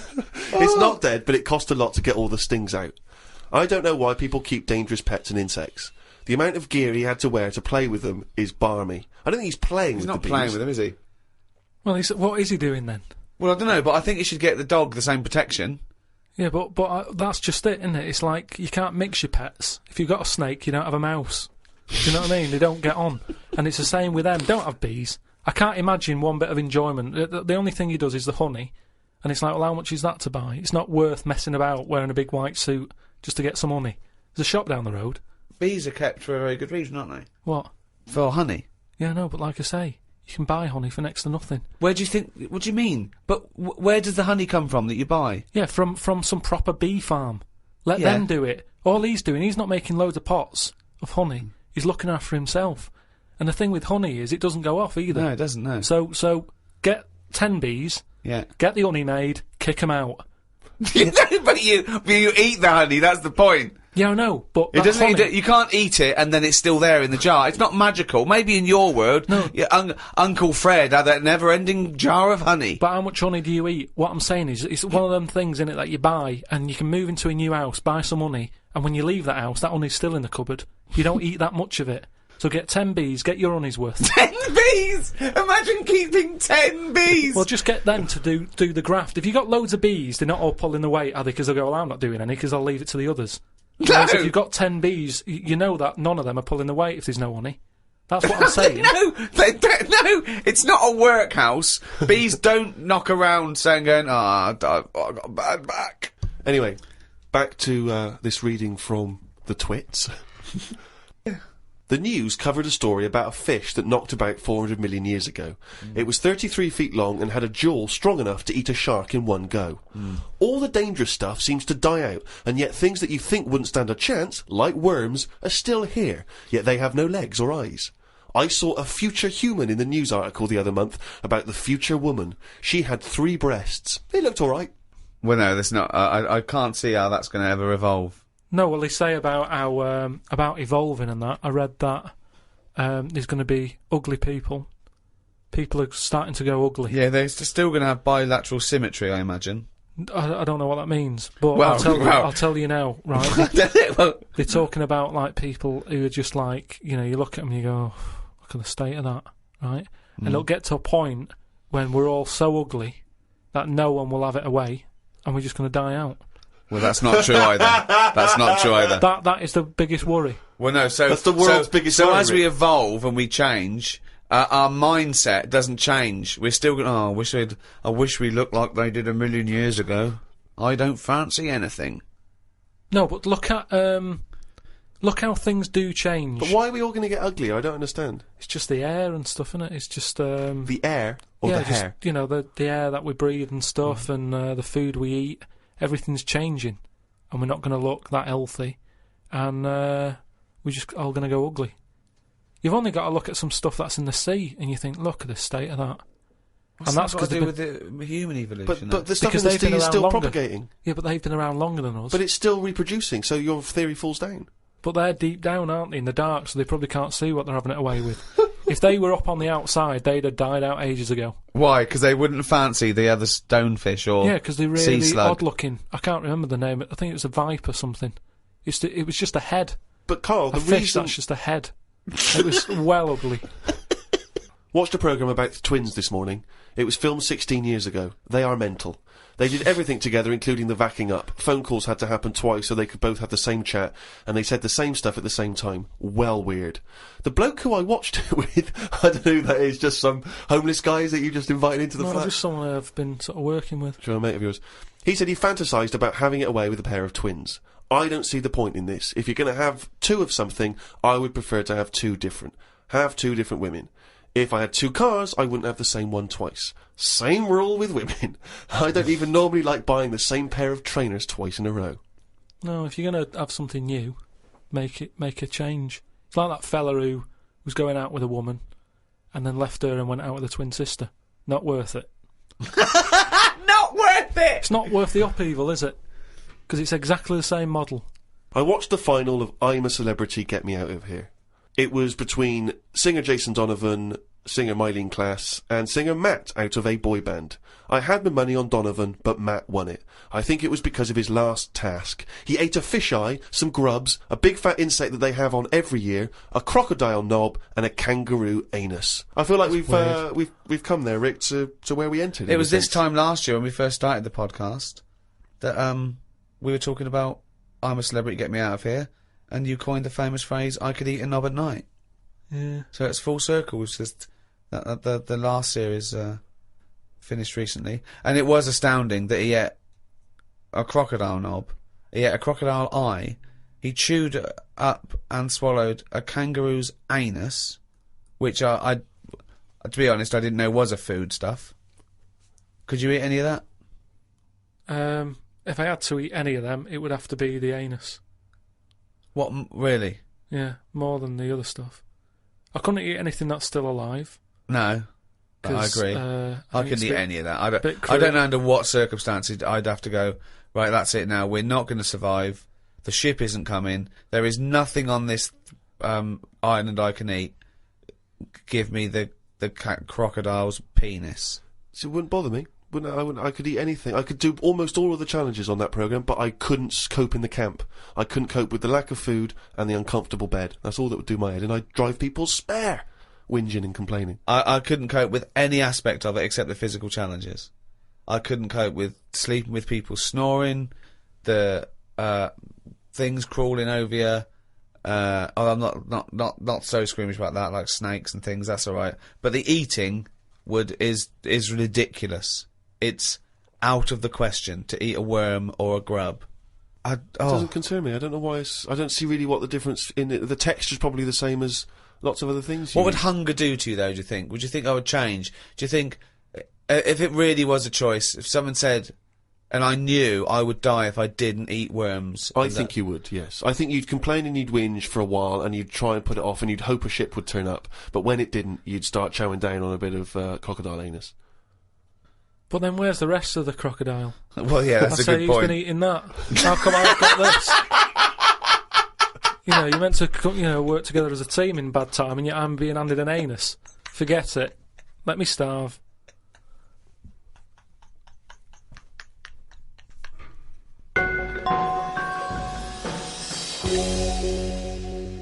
Well, thanks for listening. That was the Christmas podcast. We should say the winner of the last competition we did. They can win the podcast book and Flanimals and the extras book that's out, still available, all available, and the CD. The three CD set of the best of the podcast. Yeah, is that right? Series 1. Brand new hour. If you haven't got that, get out. Maybe you've got some record tokens. Yeah, if you've got record tokens or book tokens, those are the perfect things to spend them on. Or £50 from your auntie. Exactly. Go and buy one of those. And the winner was Stephanie Prow from the Wirral. Well done, Steph. Well done. Well, thank you to Positive Internet, the guys that host this podcast. That's the end. That's the end of the Christmas podcast and the end of this team for a little while. Yeah. It's been great. So it's goodbye from me, Ricky Gervais. Goodbye from Stephen Merchant. Goodbye and Happy New Year. And goodbye from Karl Pilkington. All right.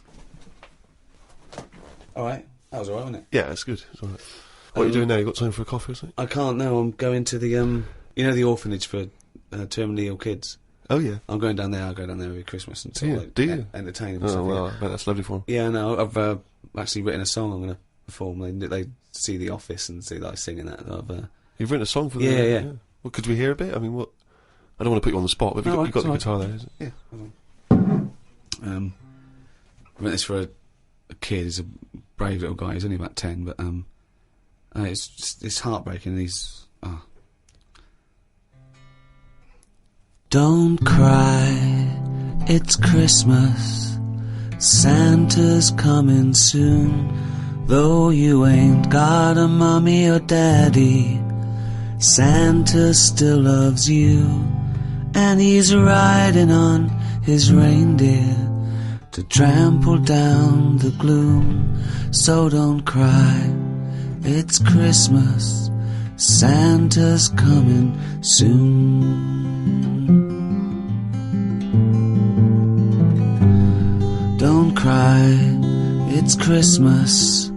Santa's feeling kind. though you know you'll never see him.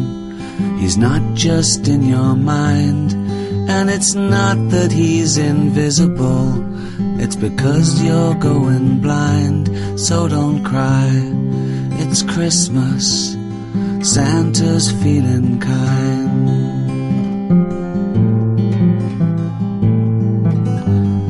Don't cry, it's Christmas, Santa's on his way. Though he's got 1 billion children, and he's only got 1 day, you've got slightly less than that. If I were you, I'd pray. But don't cry, it's Christmas, and it sounds a little gay. Isn't that be quite moving for everyone? Yeah, I would ask you now to not play that song. Oh no, too late now, they expect me. But I'm not sure it's going to be as well received as you perhaps hope. I think that's better than any gift, and I don't really want to give gifts because they're expensive. So. Sure.